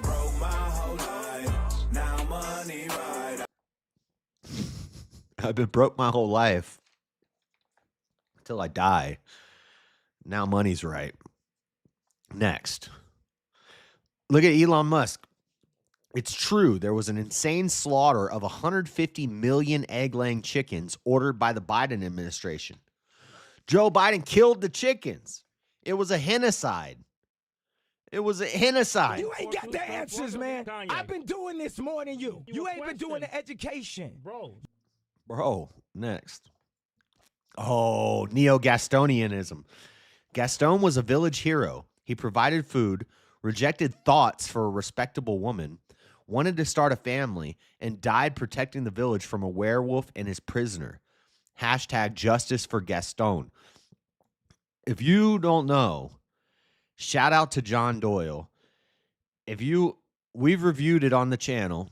If you don't know what Neo-Gastonianism is, it's basically, John Doyle did a whole video on this, a great dissertation where he broke down the entire movie of Beauty and the Beast. We've reviewed it on the channel. If you just go to YouTube, type in John Doyle, Neo-Gastonianism, or John Doyle, Beauty and the Beast, and you'll find it. Great video. And I think he came up with this, and this meme is just borrowing from him. But if you notice, I'm going to give you some things here. First off, let me tell you how based Gaston is. In the beginning, Belle is a French revolutionary feminist woman, right? This is in France. This is the birth of feminism. This is the sexual revolution, right? All these girls are hoes. Belle loves her father, but she's slowly falling into feminism. She's reading books. Gaston picks up the book and says, "What are you reading this book for?" And he throws it away. Women don't need to be reading books. Based. Gaston wears red. Beast wears blue. Based. Gaston, at the end of the movie, Gaston, who's a man, beats the monster in a fight, has the chance to kill him, shows him mercy, turns his back, shows him mercy, and says, "I'm not going to kill him." And he starts to walk away.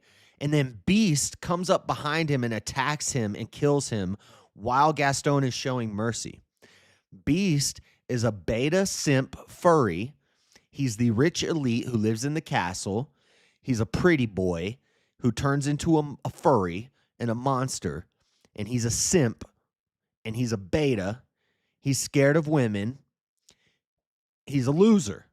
He's a rich elite punk loser. And Belle is a feminist.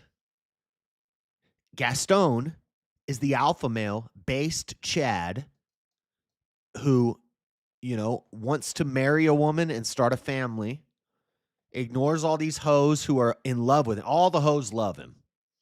All the bitches love me. But he wants Belle. He wants the decent woman. But he doesn't want to read him books. You don't need to be reading books. You need to be in the house. All you need to know how to do is cook and do laundry, and I'll take care of you. I'll provide for you. I'm a hunter. I'll provide food. I'll provide everything you need. I'm strong. I'm a masculine man, and I want to be monogamous with you, Belle. I want to marry you. But she picks the furry beta simp who she can control because he's a loser.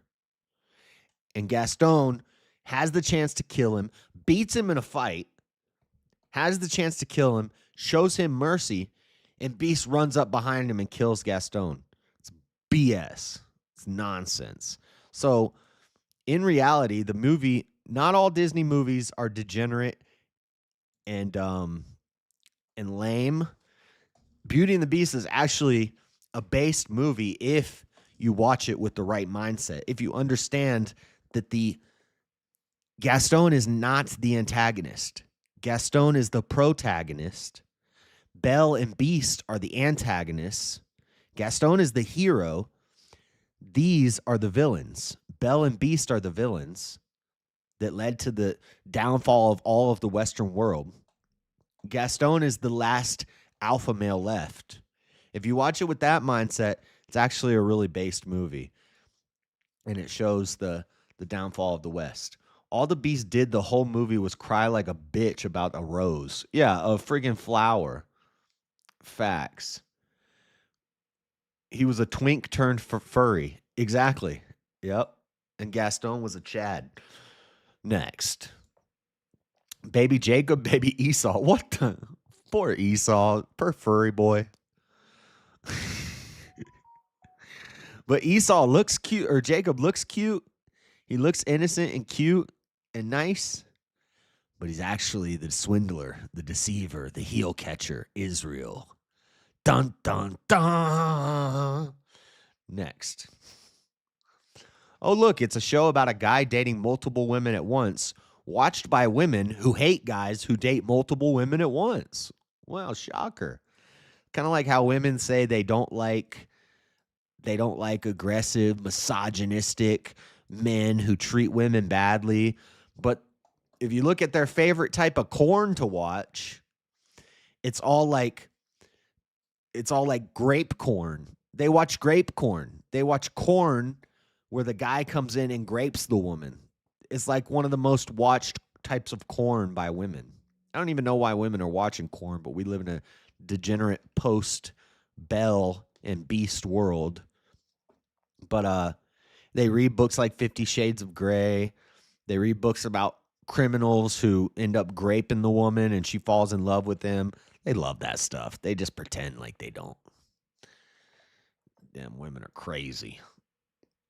Next. How Canada thinks they look threatening the U.S. How Canada actually looks threatening the U.S. Where's my beta? Beta! No offense, but it sounds like some fucking gobbledygook. And that's it, guys. That's it for the memes.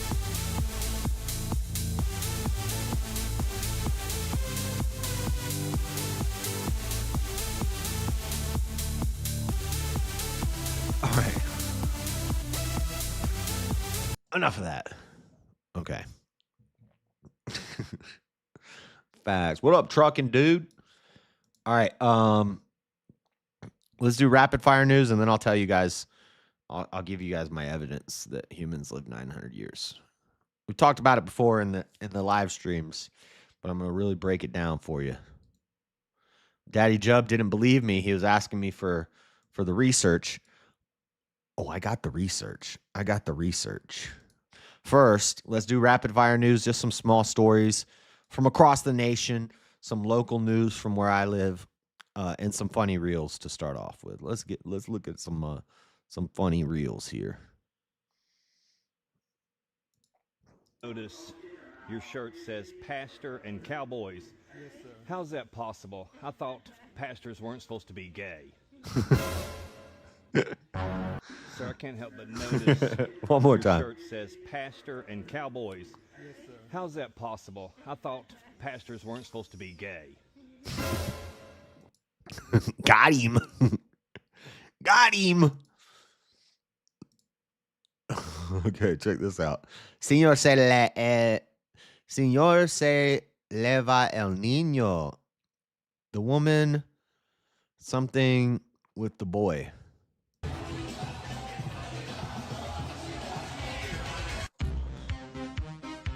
Ugh.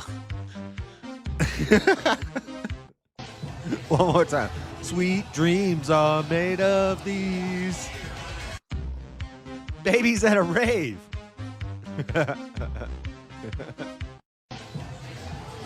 That's a baby doll in a dryer with a strobe light. That's pretty awesome. We got another baby one. Another baby.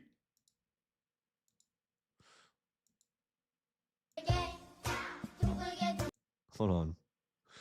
Okay, there's fires in LA. We got fires in LA.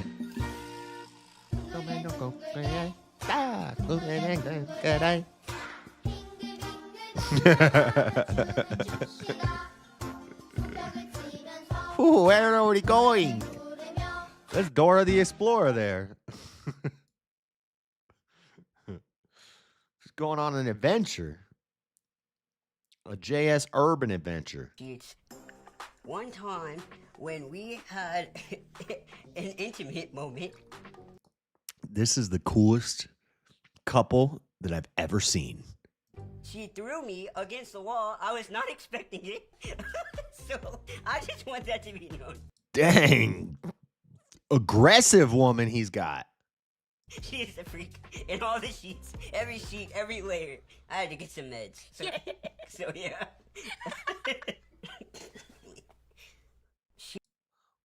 What? That's from TLC's hit show, Minnie Urkel and Minnie Guadalupe. I don't know. That is a TLC show. What the? Okay, local news from Salt Lake City. It's Women's History Month. Shout out to all the ladies in the chat. Here's what we're doing in Salt Lake City. To the current and future women of Salt Lake City. This is powerful. Be bold, be brilliant, be bright, and be yourself. Your creativity has no limits. You can do it. You can do it, ladies. Sure you can't, try anyway. You might surprise yourself. Strong workplaces, strong communities, strong families. Everything starts with strong women. With strong women. Dream big, fly high, and That's never at the let airport. the world tell you where you belong.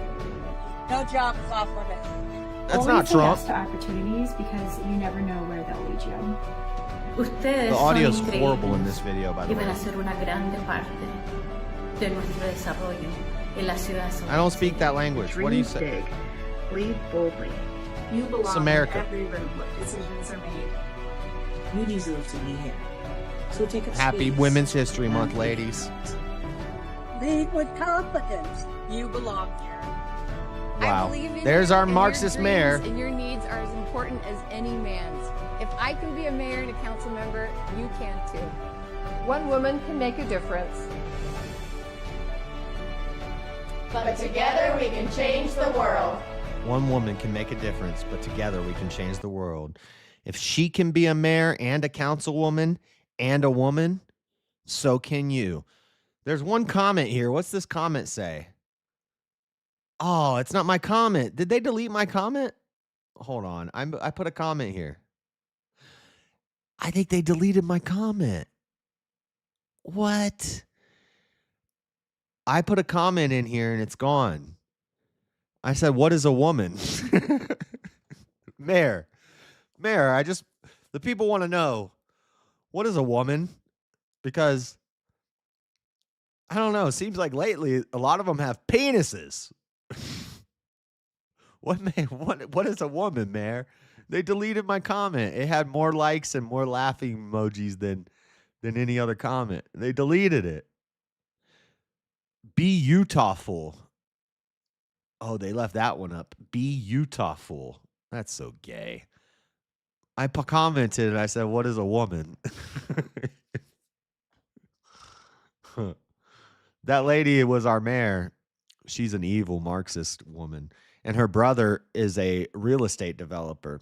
So they're in on the whole the Rio Grande plan and the gentrification and the lowering land costs by moving the homeless population around and letting all the illegal immigrants in while raising housing costs. And then once the area is completely destroyed by drugs and violence and crime, they buy up all the property because everybody moves out and they sell the stuff for really cheap and they buy it up and then they renovate it and then they sell it for really expensive to rich people and they move the homeless people out to the next area and they just keep the cycle going. Yeah. It's a giant scheme. I should do some journalisming and make a documentary about our Marxist commie DEI mayor, Aaron Mendenhall. Also, local news. I missed this one. So they did this and they also put out a post at that city county building that they showed in that video, which is a government building. Our flagpole has the American flag, and over the American flag, when the wind's not blowing, it hangs down over the American flag. You can't even see the American flag because over the American flag at the city county building, there's a giant pride flag. And I've been saying this for years. In Salt Lake City, we need to petition that they fly a flag with a cross on it, or a White History Month flag, or a Trump flag, or I don't know, we could just troll them and say, put a dang, right angle symbol, Buddhist, Hindu, peace symbol, which symbol I'm talking about. Petition them to put one of those flags up just as a troll. And then when they decline it, you say, well, you set the precedent that we're allowed to put social messaging and political messaging on government taxpayer-funded property. So you have to be inclusive and include all the flags that we want to fly on that flagpole as people, as the taxpayers. And if you decline it, we should sue the shit out of them. And it is doable. We saw this during the BLM stuff. They were putting Black Lives Matter murals on public streets. And then the people said, okay, well, if taxpayer-funded, government-ran property is now a place for social messaging and political agenda messaging, we want a Trump 2024 painted on the road. And then when the government said no, you sue them. They're not allowed to do that. It's not a place for your socio-political messaging. If you do it with one group, then you have to do it with every group that wants it. And if you decline with any other group other than the gays, then you sue them. Let's see this. Oh, there's an ad. Such a settlement. I need cash now. Salt Lake City protesters unfurled a 200-foot pride flag on the steps of the Utah State Capitol on Friday, as a bill would ban the items from school and other locations awaits Governor Spencer Cox's approval or veto. We're trying to pass a bill here where they're not allowed to fly gay flags on public schools and government property. And the Alphabet people are very upset. It would remove or ban transgender flags from being on government property or in schools. I'm Fox 13's Robin Ogunya here at the Utah State Capitol, where this group of people says their identity is being erased, where the opposition says it's not about identity erasure, more about being fair. We are setting our Utah schools back on a course to focus back to what matters most to parents and students, which is student success. Those who may not even be in the community, it's important for them to see symbols that show support from government officials and public places. But a moment of levity as protesters unfurled this 200-foot pride flag. Love thy neighbor. Love thy neighbor is what they're chanting.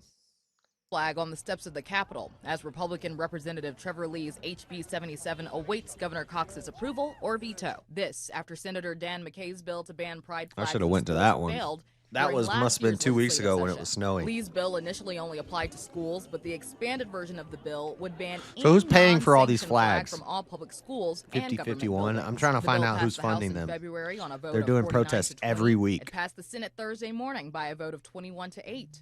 I spoke with Utah Parents United about why they're on board with the ban. I also talked to members of the trans community. You're a about how moron, the Freddie. ban could I'm impact sitting their in the lives. house making money. Schools have a certain responsibility. I'm not scared of that these they must gays. uphold. Our state constitution states that every She got child hickeys on her neck? is able to get a free and non-sectarian education, and that This lady got hickeys on her neck. You can't see it because my thing's in the way. She hickeyed up. that means that we have to have a place where politics and identity She hickeyed and up. religion and all of these issues are set aside, and we focus on American principles and we focus on student success. I actually feel really safe when I go into a neighborhood and I see a Whoa, whoa, whoa, whoa, whoa. Hold up. Hold up. It's a man, baby. trans flag, because I know that I have an ally, somebody that is supportive, because there's so much violence, especially as a trans woman. There's so much violence against us, especially with all of the legislation and things that we've seen You're not fooling anybody. this year.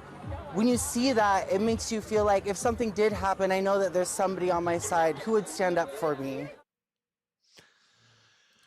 Gross. Gross, gross, gross. Okay. So, yeah. Utah's a mess. Mormons, you need to tighten up, Mormons. What happened? What happened? I thought they were like somewhat based, but no, they're not. They just go along with whatever's popular. Good job, Jay, as you called it before it talked. Oh, yeah. Easy. Easy. Easy. Okay. Look at this from Breitbart. Mexican fugitive wanted for 2014 murder of 43 students deported by ICE. From Houston, Texas, U.S. Immigration and Customs Enforcement officers arrested and deported a Mexican illegal alien who is wanted in his home country for the murders of 43 college students in 2014. Officers turned the fugitive alien over to Mexican authorities at the Juarez Lincoln Port of Entry in Laredo, Texas. So I wonder, are people protesting that a guy who murdered 43 people got deported? 43 people? Isn't that like a record? I don't think any American serial killers killed 43 people. The disappearance of 43 Mexican college students on September 26 has led to a period of protest from parents who have had enough. On that night, uniformed police officers in the city of Iguala opened fire on 5 buses of students from the Rural Teachers College in Ayotzinapa and 1 bus carrying a local soccer team. The police and 3 unidentified gunmen killed 6 people, wounded more than 20, and disappeared 43 students. The day after the shooting, state police moved in and arrested 22 Iguala police officers who had been identified by surviving students. The mayor and his wife, along with the town's police chief, went into hiding. However, President Pino Nieto canceled a previously planned trip to the state of Guerrero, leaving people with the impression that the killings and disappearance were not his concern. He added fuel to the fire when he later told a reporter the state government must assume its own responsibility to face what's happening. In the following weeks, protests grew in numbers and intensity, blah, blah, blah, blah, blah, blah.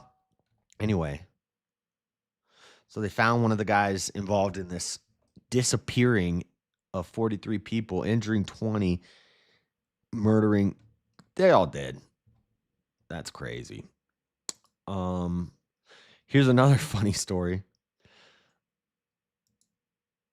Hold on, there's gonna be an ad. Just found this unbelievable sequin dress on eBay from a seller who's Let me mute probably the ad. Man who torched Tesla chargers caught himself on fire, witnesses say. A man who burned 3 Tesla chargers in South Carolina parking lot and also apparently inadvertently set his clothes on fire. He spray painted "Long Live the Ukraine" and a crude reference to President Donald Trump on the pavement next to the charging stations Friday near an outlet mall, according to a report. He then ignited an unidentified material. Here, let's just watch the report. Is now in the hands of the ATF. That incident happened last Friday night, just a little after 7, near the Mellow Mushroom at Tanger Outlets. According to an incident report, a man with a mask and a hoodie spray painted an expletive about President Trump and a "Long Live Ukraine" on the sidewalk before then lighting beer bottles on fire and throwing them at those charging stations. Witnesses say he appeared to accidentally catch himself on fire before running behind some nearby hotels. In all, 3 charging stations were burned with damage in the ballpark of $60,000. So far, the suspect has not been caught. Attorney General. Well, look for the guy whose clothes are burnt, and look at the hospitals for people with 3rd-degree burns. Alan Wilson released a statement this afternoon saying violence is never the answer. While peaceful protest is a fundamental right, destruction of property and endangering others is unacceptable. I have full. So that would be what Trump calls an illegal protest. And the dumbasses on the internet, when Trump said we're going to start arresting people who are doing illegal protests, and all the people on the left and all the free speech absolutist dumbasses are like, "Oh, it's free speech. We're allowed to protest. There's no such thing as an illegal protest." Yeah, there is. That's an illegal protest. When you start breaking windows and doing vandalism, you're illegally protesting. That's what Trump was talking about, and those people should be arrested. He White. What up, Stochastic? How you gonna catch yourself on fire when you're trying to light a Tesla charger on fire? Democratic Party's favorability hits record low, poll says from The Hill. The Democratic Party's favorability rating has hit a record low, according to a CNN survey released Sunday. The survey, conducted March 6 through 9, shows 54% of surveyed U.S. adults say they have an unfavorable opinion of the Democratic Party, while 29% say they have a favorable opinion, and 16% say they have no opinion. That represents a shift from early January, before President Trump was sworn into office for a second time, when 48% of survey respondents said they had an unfavorable opinion. So it's the lowest it's ever been. Democratic favorability is the lowest it's ever been right now. Let's freaking go. Winning, sir, winning. Another Trump update. This is funny. Trump makes unsupported claim. This is from The Guardian. Trump makes unsupported claim Biden pardons are void as he used an auto pin.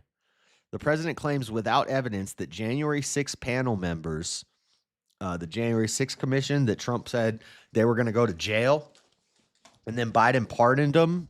He did like 1,000 preemptive pardons, which had only been done once in history. It was, what was it, Reagan and Nixon? Reagan pardoned Nixon because of Watergate. I think it was Reagan and Nixon. I might be wrong about that, but basically that was the one time in history that a preemptive pardon was ever done. And it was a incoming president pardoning the former president who was, impeached and resigned due to a scandal, the Watergate scandal. Reagan pardoned him because he was a former president, you know. And this is the only time that's ever happened. And then Biden did it for like 1,000 people. But Trump is claiming that those, well, at least the January 6th committee ones are void because Trump claims Biden used an auto pin. Donald Trump claimed Monday, without offering evidence, that pardons signed by Joe Biden were void and vacant of further force and effect because they were signed with an auto pin. The Merriam-Webster dictionary defines an auto pin as a device that mechanically reproduces a person's signature.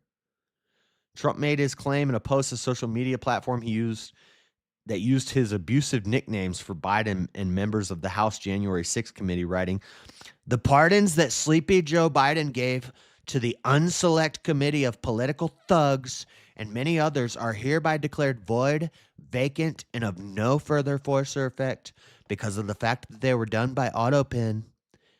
In other words, Joe Biden did not sign them, but more importantly, he did not know anything about them. So, close aides to Trump have said that he does not write his own True Social post. They have also said the authorship can be detected by factors including the free use of capital letters. Trump made the same autopin claim on Air Force One. It's not my decision. That'll be up to a court. But I would say that they're null and void because I'm sure Biden didn't have any idea that it was taking place. And somebody was using an autopin to sign off and give pardons. So they're saying that this is not backed by evidence. But we know Biden. We know he was delirious, demented, delusional, defunct. We know that he could barely remember his wife from his sister. If he's not sniffing the life force of little children, you think he actually sat there and signed 1,000 pardons? No, he's not Trump. He can't do that. He can't work a pen for that long. So the fact that they could have just used an autofill thing with a digital signature and somebody other than him, like, I don't know, maybe Jill or one of his handlers, maybe Big Mike with the penis, was sitting there hitting sign, sign, sign, sign, sign, sign, sign, sign. We don't have evidence, but it seems likely. And I think Trump probably knows more than we do and more than the media does about the situation. So we'll find out. We'll find out. Two more little things. I'm going to play my video, my short that I made. I catfished people, or not catfished. I did some clickbait. I did some clickbait on a short, and I think it's pretty funny. I think it's a pretty funny short here. Why should we allow pineapple to be on pizza? I titled it "The Debate That Convinced Andrew Wilson to Eat Pineapple Pizza." Is it a coincidence that after this epic debate, the next night, after this epic debate on verbal combat, the next day, Andrew Wilson tried pineapple pizza on whatever? Coincidence? I think not. I think I convinced Andrew to eat the pineapple pizza. That's my theory. Why should we allow pineapple to be on pizza, dude? Because sweet and savory is an excellent flavor profile, and I think you just don't have a refined palate. Okay, well, fair enough, dude. Scientists, like 95% of scientists say that I'm right. They did a study. I would love to agree with you, but I just can't because it's wrong, right? So you say you love a good meat lover's pizza every now and then, but why would you throw pineapple on top of it? I'm using data, science, and world-renowned experts' opinions. You're using my preferences, my opinion. I don't like it. You're like a child when I try to give you broccoli. You're like, it doesn't taste good. Eat it. Andrew's gonna eat it. Yeah, okay. And sorry, is there more? No, I think that sums it up. Okay. Rachel Wilson says, I've given he Andrew ate the lifelong pizza. Intractable consent. I made him Lady, do it's that. Called marriage. I think it's weird that you think it's weird. I don't know if you want to respond Don't to this, act like you don't like it. It's delicious. We did it, boys. We got him. We got him, boys. I'm taking the sole responsibility for that. One more story. I've played this multiple times in the during the streams. It was like a 20-minute debate. I know. I screen captured it. I might put out a video of the whole thing. This is the Sarah McBride ordeal.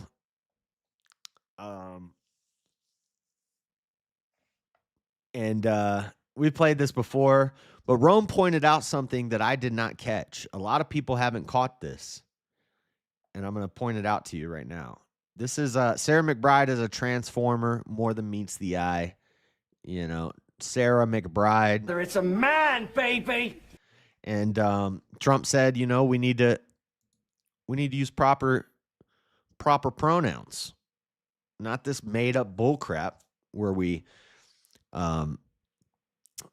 enable people's delusions in government. And so this based guy, Representative Keith Self of Texas, gets called out by Representative Bill Keating, a Democrat, for calling Representative Sarah McBride a mister. But listen to this. There's one important part that Rome caught that I did not catch. I now recognize the representative from Delaware, Mr. McBride. So that's Keith Self. This is Sarah McBride. Hold on. Let me get here. This is Keith Self. He just said Mr. McBride to this guy in the blue dress and the long wig, Sarah McBride, Mr. McBride. Now listen to how Sarah responds. Thank you, Madam Chair. He said, "Thank you, Madam Chair," to this man. Now, this is a real man. This is a fake man. A fake woman. The real man called the fake woman a man because it is a man. Then the fake woman called the real man a woman. Madam Chair. But nobody seems to care when Sarah cracks back. This beta Democrat is about to get outraged. Beta! But doesn't say anything to the dude who just called the man a woman. I now recognize the representative from Delaware, Mr. McBride. Thank you, Madam Chair. Ranking Member Keating, also wonderful. Mr. I'm Chairman, sorry. could you repeat your introduction again, please? You gonna cry about it? We have set the standard on the floor of the House, and I'm simply. What is that standard, Mr. Chairman? That we call people by Would you repeat what you just said? You introduced a duly elected representative from the United States of America. Please. I will. The representative from Delaware, Mr. McBride. Mr. Chairman, you are out of order. Well, why don't you look at this guy over here who called him madam? Why aren't you saying anything about that? Mr. Chairman, have you no decency? I've come to know you a little bit, but this is not decent. We will continue this. You will It's not very continue decent. it with me. You're not being decent. You're not being decent. You're enabling delusion. You're confusing the world with this nonsense, with this BS. He's just being based. Unless you introduce a duly elected representative the right way. This is why Democrats' approval rating is worse than it's ever been, because they bought into this garbage nonsense. This hearing is adjourned.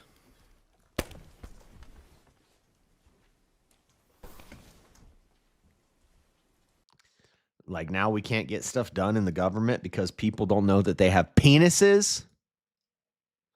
Wow. All right, guys. That's it for the news this week. Now let's get into my theory. Let me open my folder real quick. I got a theory. And it's just as valid as evolution.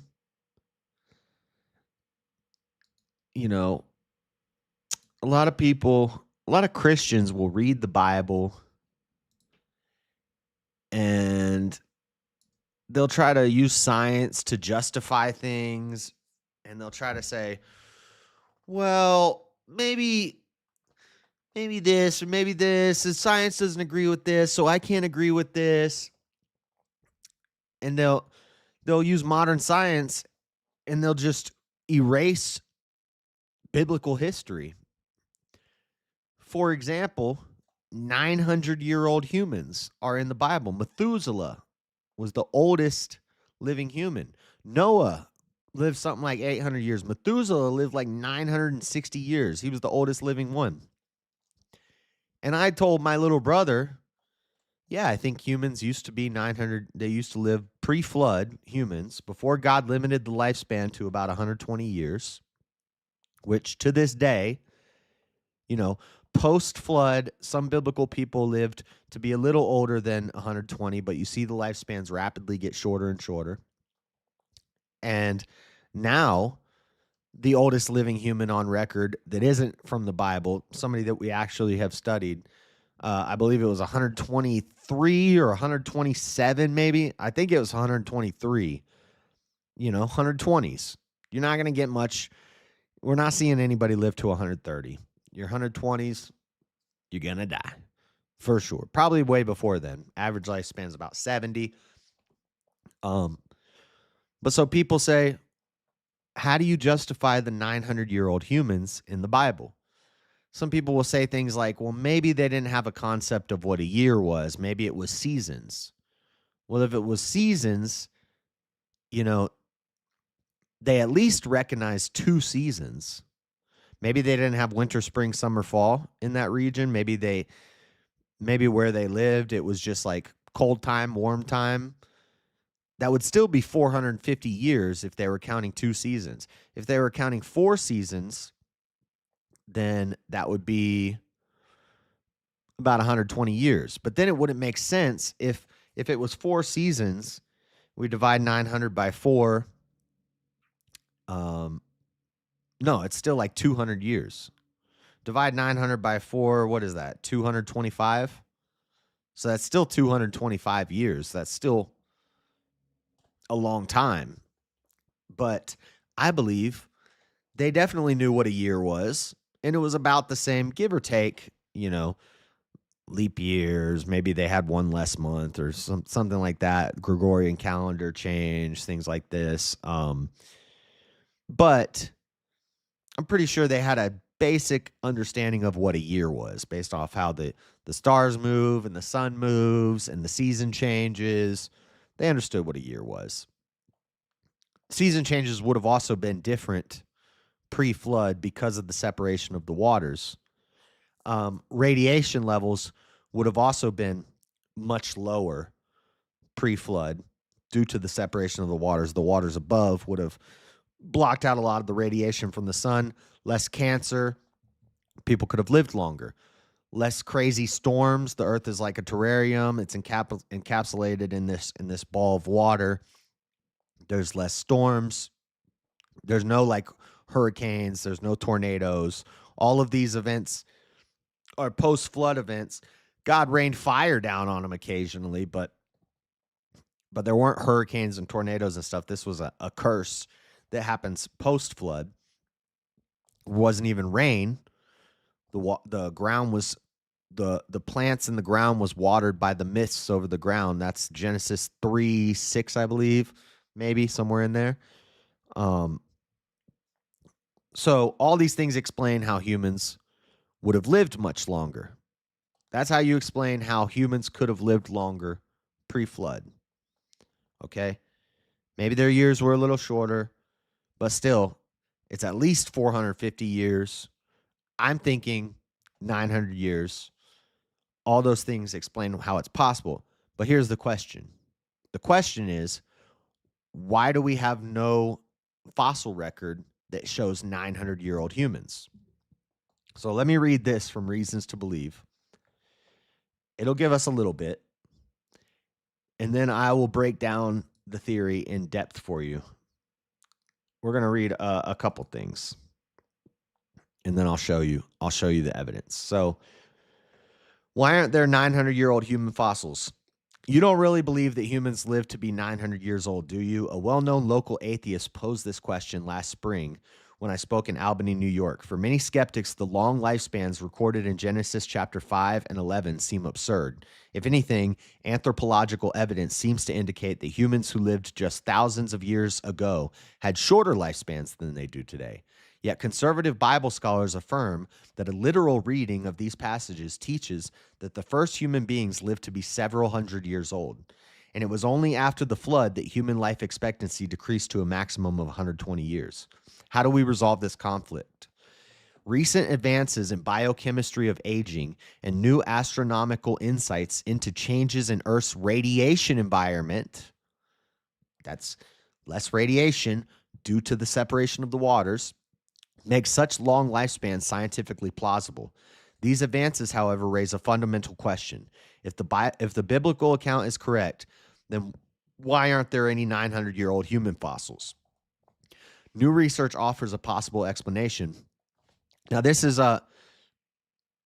touches on it, but I'm going to go deeper.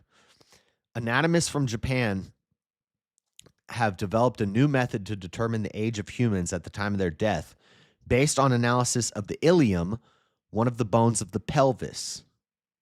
Keep that in mind. This newly developed approach bears similarity to methods currently used by forensic scientists to determine the age at the time of death. As human age, characteristic changes take place in their skeletal features. Carefully correlating these changes with age allows scientists to estimate an age at death from skeletal remains. So keep that in mind. The pelvis. We're going to mention a few other things, and I'm going to show you the evidence. This new method and others like it critically depends on the individuals comprising the reference sample. The research demonstrated that the age at death measure for an individual will depend on the known age and sex distribution of the human subjects used to build the calibration curve. The measured age can be skewed high or low if there is not a balanced representation of ages and sexes in the reference samples. Age determination of human remains in the fossil record of necessity is based on calibrations derived from contemporary humans. So when they look at the fossils and they look at modern humans who live in a world where there's more radiation and there's more extra effects, they're not doing proper aging. You need to try to put yourself in the shoes of people at that time. You need to put yourself into that time. And if we take into account all of the things that the Bible says, we get a different idea of why the fossils look the way they do. And I'll show you pictures in a second. Does not necessarily mean that humans did not live that long. Instead, it may reflect, at least in part, the use of the wrong calibration of chronological age and skeletal changes. At first glance, the long lifespans described in Genesis seem incredible.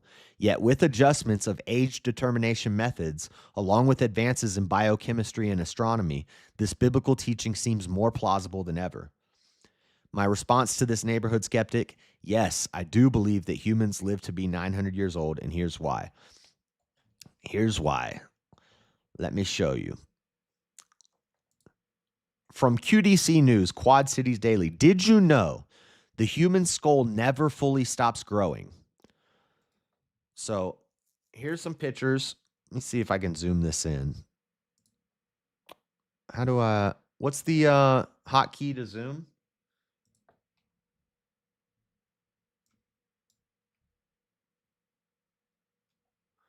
Okay, here we go.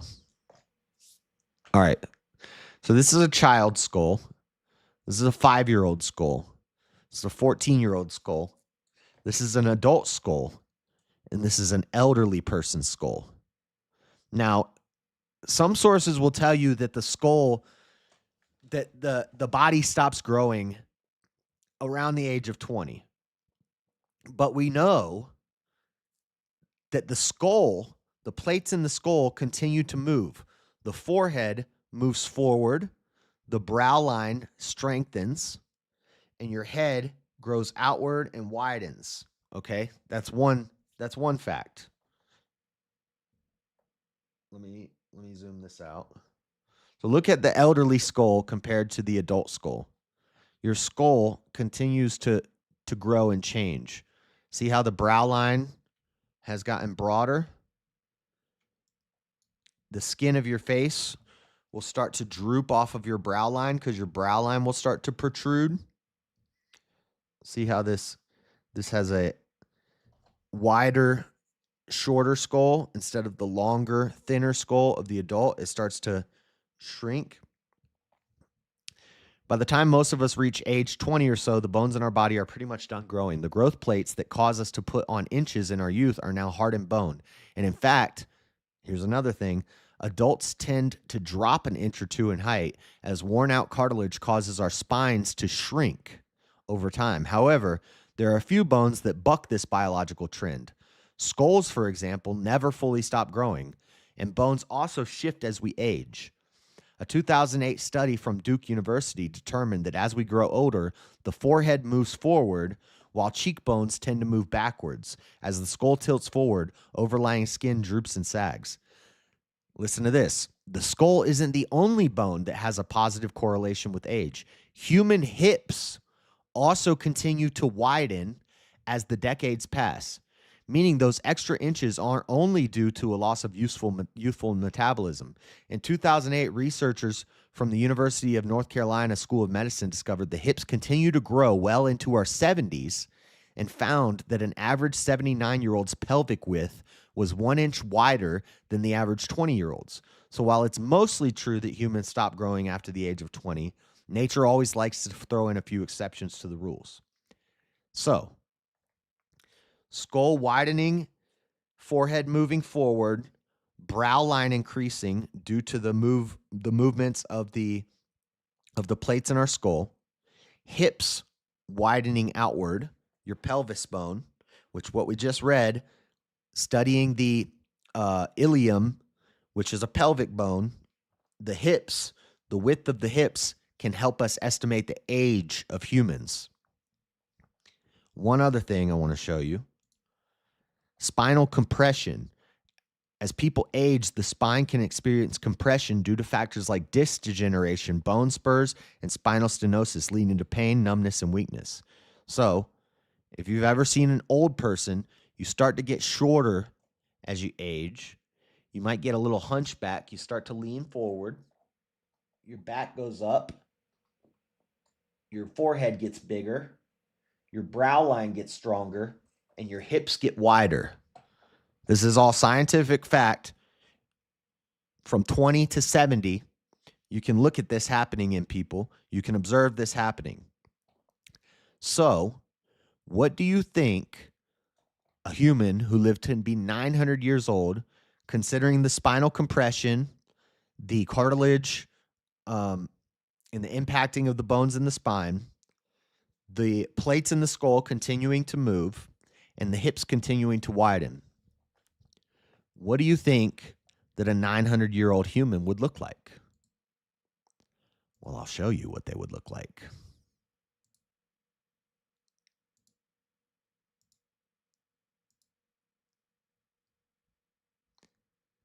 Now, this one is taller, but they would look like a Neanderthal. This is a Neanderthal skeleton. Notice the brow line, the wide skull. This picture's bad because this one's taller than this one, but also I think people would be bigger. But look at how wide the spine is and compressed down. The rib cage is lower compared to the hips. Oh, sorry, you guys can't see it. I'll show you another picture though. The wider skull, the bigger skull, the wider skull, the brow line. The rib cage is lowered down. The spine is wider and more compressed, shorter. The hips are wider. Let me show you some other pictures.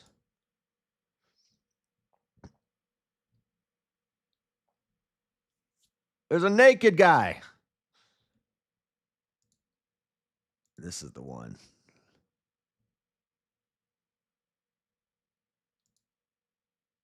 This right here is a Neanderthal skeleton.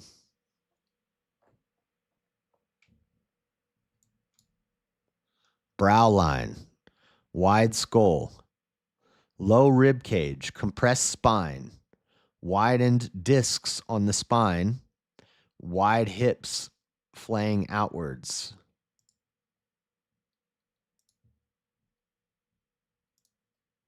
The pelvis bone is wider. The spine is shorter and compressed down. The skull is wide. The brow line is thick. My theory. Oh, there's a. What the? That's not a human. Google, YouTube. That's a model. Oh crap. This is a Neanderthal.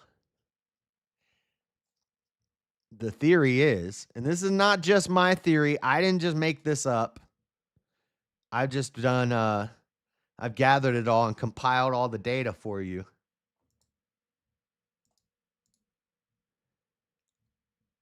The Neanderthal fossils that we found are not some ancient half monkey evolution track of humans. They are 900-year-old human beings. Their skeleton shows what we would expect to see from a 900-year-old human. Spine, hips, skull. All the bones that continue to grow. The rib cage drops down. The back hunches slightly. The spine compresses. The hips widen. The brow line protrudes. Forehead gets bigger. Skull gets wider. It's a Neanderthal. R.I.P. stream. That was a model. That was not an actual human. You guys did not see that. Nobody saw that. Don't say anything about it. There's it is again. Okay, let's close this one. It's from Google. This is a better one. See, this one, I think this picture is deceptive because it makes the Neanderthal look taller than the human now, which could be possible. This could be a really big guy and this could be a small guy, or, you know, there were giants in those days. It could be possible we were just bigger, but still the skeletal structure, the way the spine flares out at the base and the way the rib cage is lower to the hips. See, it's more stretched out here and the hips are closer together. Here, the ilium, the pelvic bone, flares outward. The spine is down. The skull is more rounded and the brow line protrudes from the skull, pushing it from the forehead, pushing it forward. So the forehead elongates towards the back, widens up, pushes the brow line out. This is not a half monkey, half human. This is the skeleton of a 900-year-old human. But where's the other picture I was going to show you? This picture. This picture's better. Hominid evolution and onto Neanderthals and anatomically modern humans.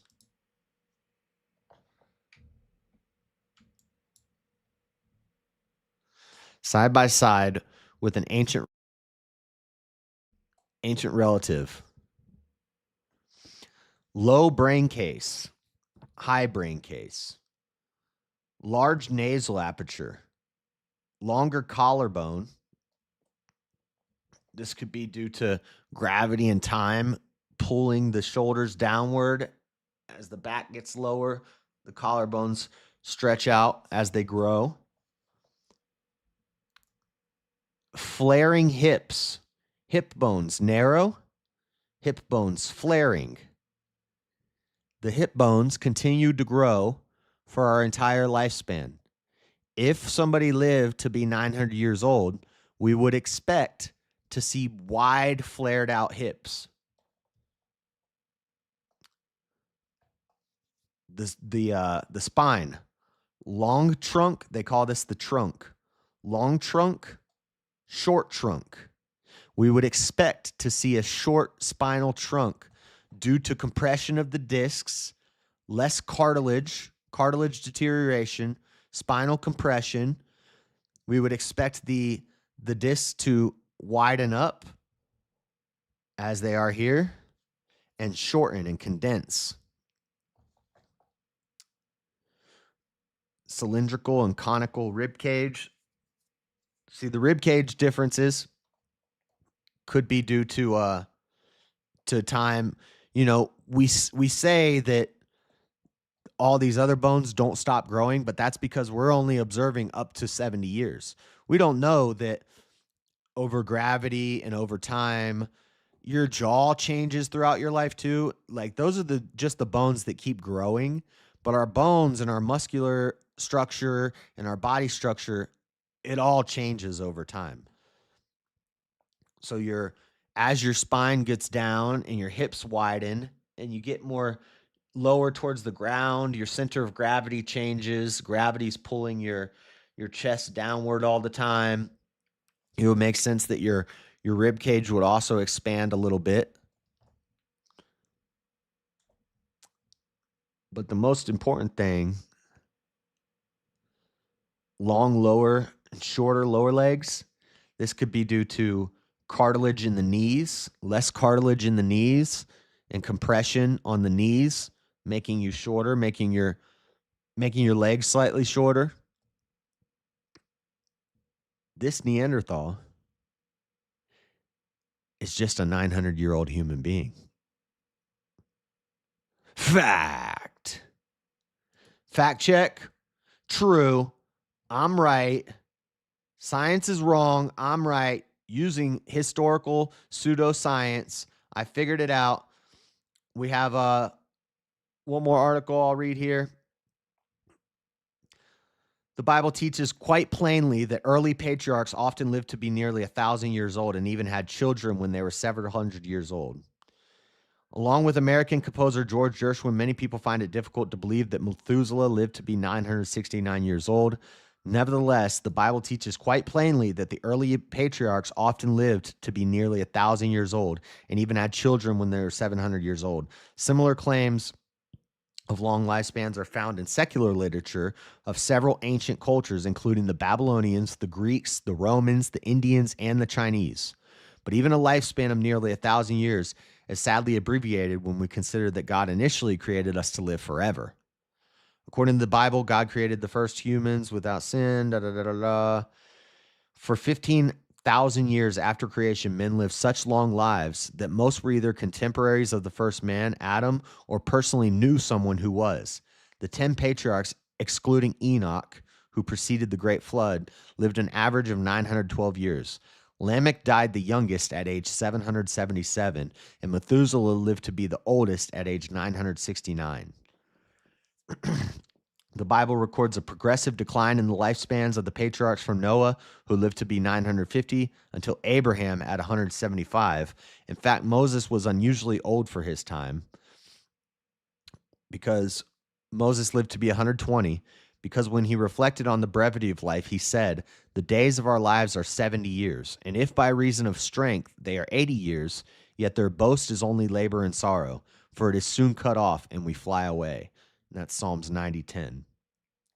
Extra biblical evidence to support the long lifespans of the people in Genesis is found in the Sumerian king list. This list mentions a flood and gives the length of the reigns of kings before and after the flood.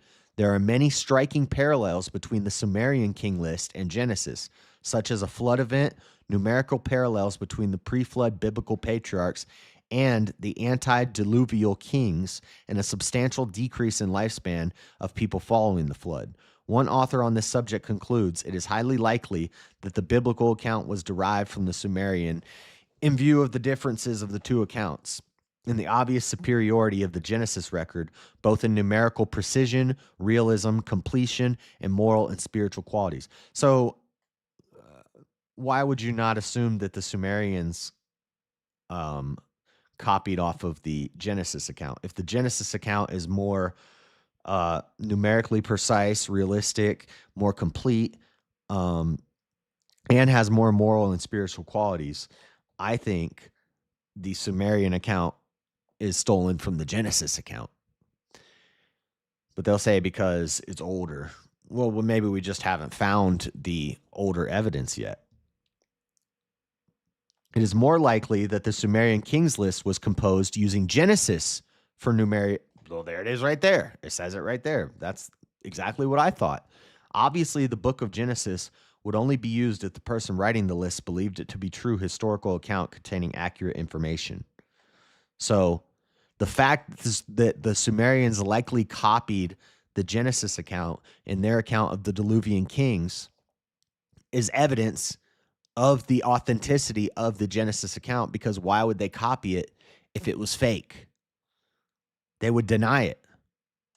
And also, they have no reason to copy something that they don't agree with. If it's real, what they would do is they would plagiarize it and they would change it slightly because it's real and it's true, but they don't like it, so they change it. And that's what the evidence shows. And Freddie's a moron. He's got it backwards. Declines at ages of death. Today's man's maximum lifespan is 120 years. Our average lifespan is still only 70 to 80 years, just like Moses said in Psalms. Just as it was when the 90th Psalm was written 3,400 years ago. The precipitous plunge in lifespans after the flood suggests that something changed at the time of the flood or shortly thereafter. Yeah, storms started happening, natural disasters, more radiation from the sun due to the lack of the waters above being there. A line graph of the decline reveals an exponential curve. An exponential decay rate is often called a natural decay rate because it's so often observed in nature. For example, this is the decay curve we see when living organisms are exposed to lethal doses of toxic substances for radiation. Since it is unlikely that people living in pre-flood times were familiar with exponential decay curves, it is thus unlikely that these dates were fabricated. The fossil record reveals that prior to the flood, most of the earth appears to have had a tropical type of environment, like a terrarium, like a nice, happy environment. Following the flood, there was clearly an environmental change, resulting in an ice age that covered nearly 30% of the earth, with ice primarily in northern latitudes. This, together with other changes following the flood, could have adversely affected lifespan. I don't have time to read all this, but they're going to just go more into depth of everything that I've said about the radiation, about the storms, the changes in weather after the flood, radiation from the sun due to the waters above breaking, the windows of the heavens opening and the waters above coming down to below. Now the sun's bearing down on us without that shield blocking it. There were no storms pre-flood. When Noah started building the ark on a dry land, nobody knew what he was talking about. When he said a flood is coming, it's going to rain, there's going to be a flood, everybody called him crazy because they had no idea what he was talking about. And it says the earth was watered by a mist above the land.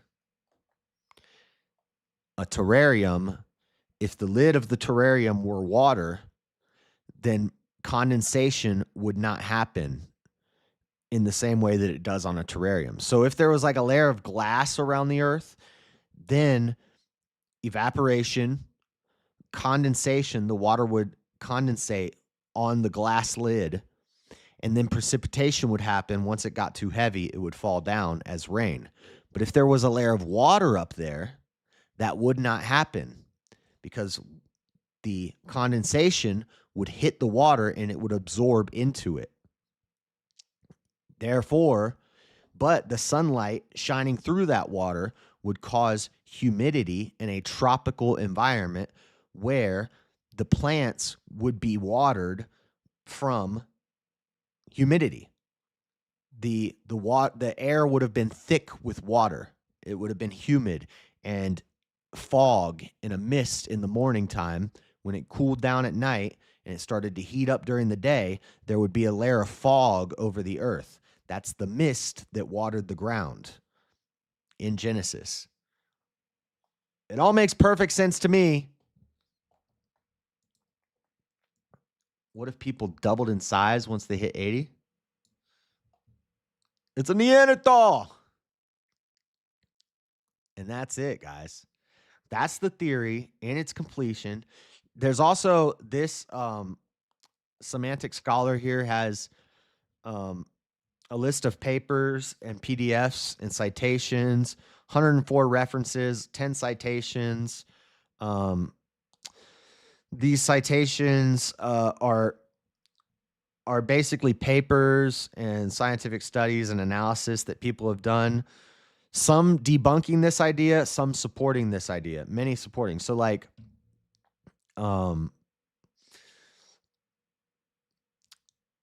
evidence for the recent horizontal transfer of long terminal retrotransposon, under methylation associated with retroelement activation and chromosome remodeling in an interspecific mammalian hybrid,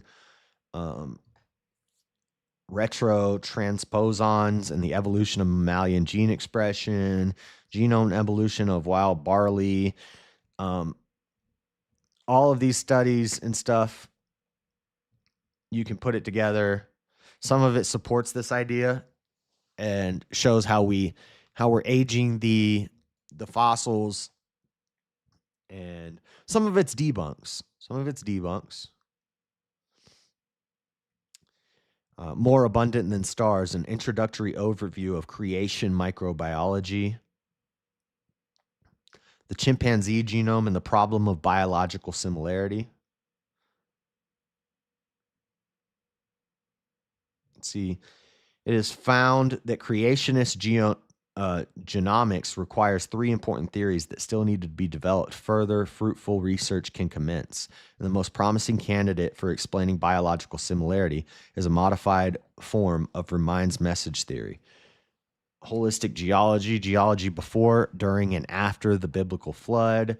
Traditional flood geology theory interprets much or all of the Phanerozoic part of the geological column as formed during 1 year of the biblical flood.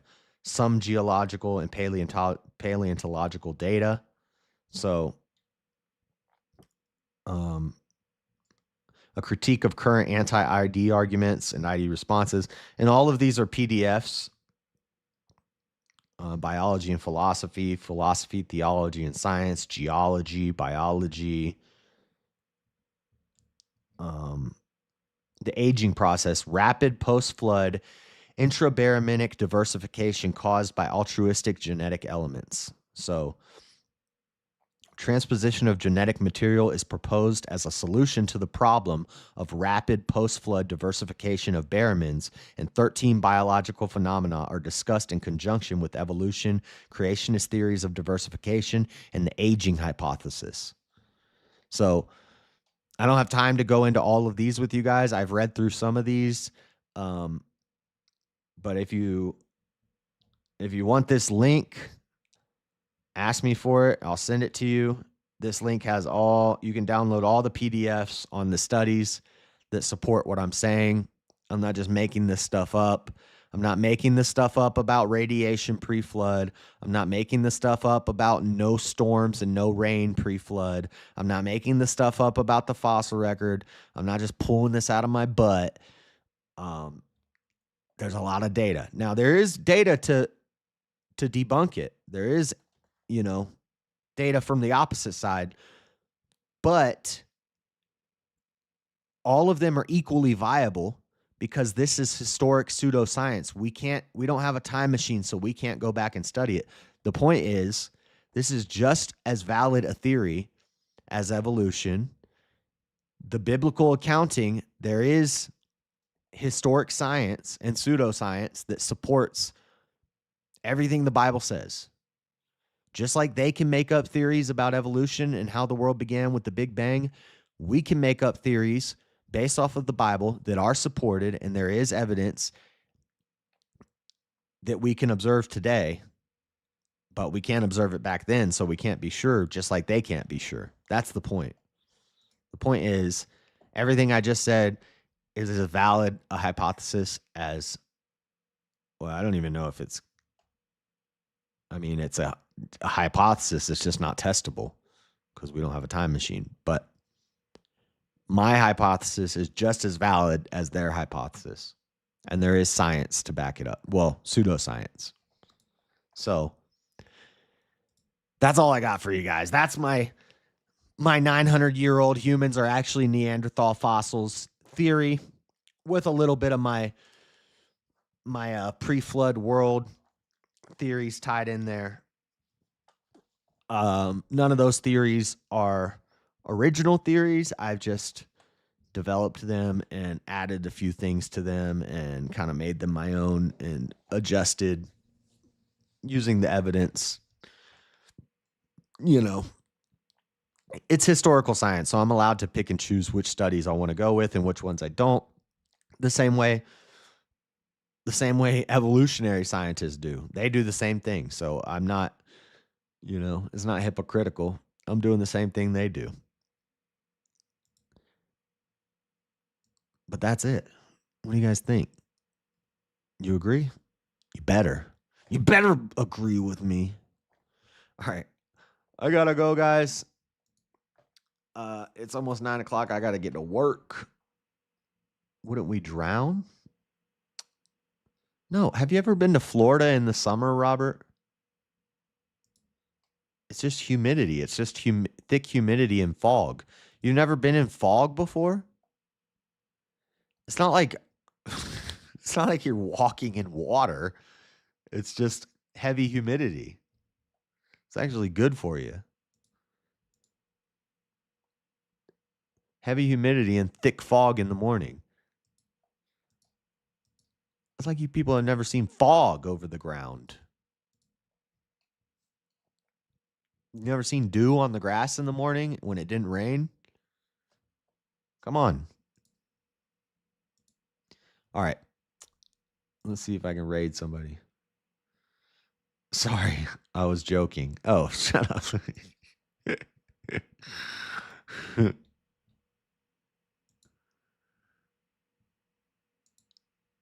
Hold on. Damien, NBC the game. Wi-Fi gospel. Unreasonable man.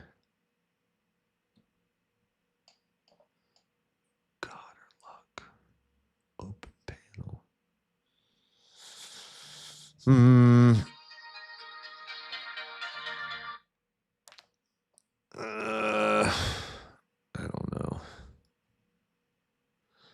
I don't know. Where do you guys want to go? Grid 1, Damien, Raging Tomato, Breakfast Tacos. Maybe Breakfast Tacos. They're doing a debate over there. We'll go watch a debate over at Breakfast Taco. Fog is badass. Send me the data when you can on Discord. Have a great one. All right. Yeah, I'll send it to you probably tomorrow morning because I got to get out of here right now, James. But all right. Later, y'all. Have a good one. God bless. Go watch the debate on Breakfast Tacos channel. See ya. Peace.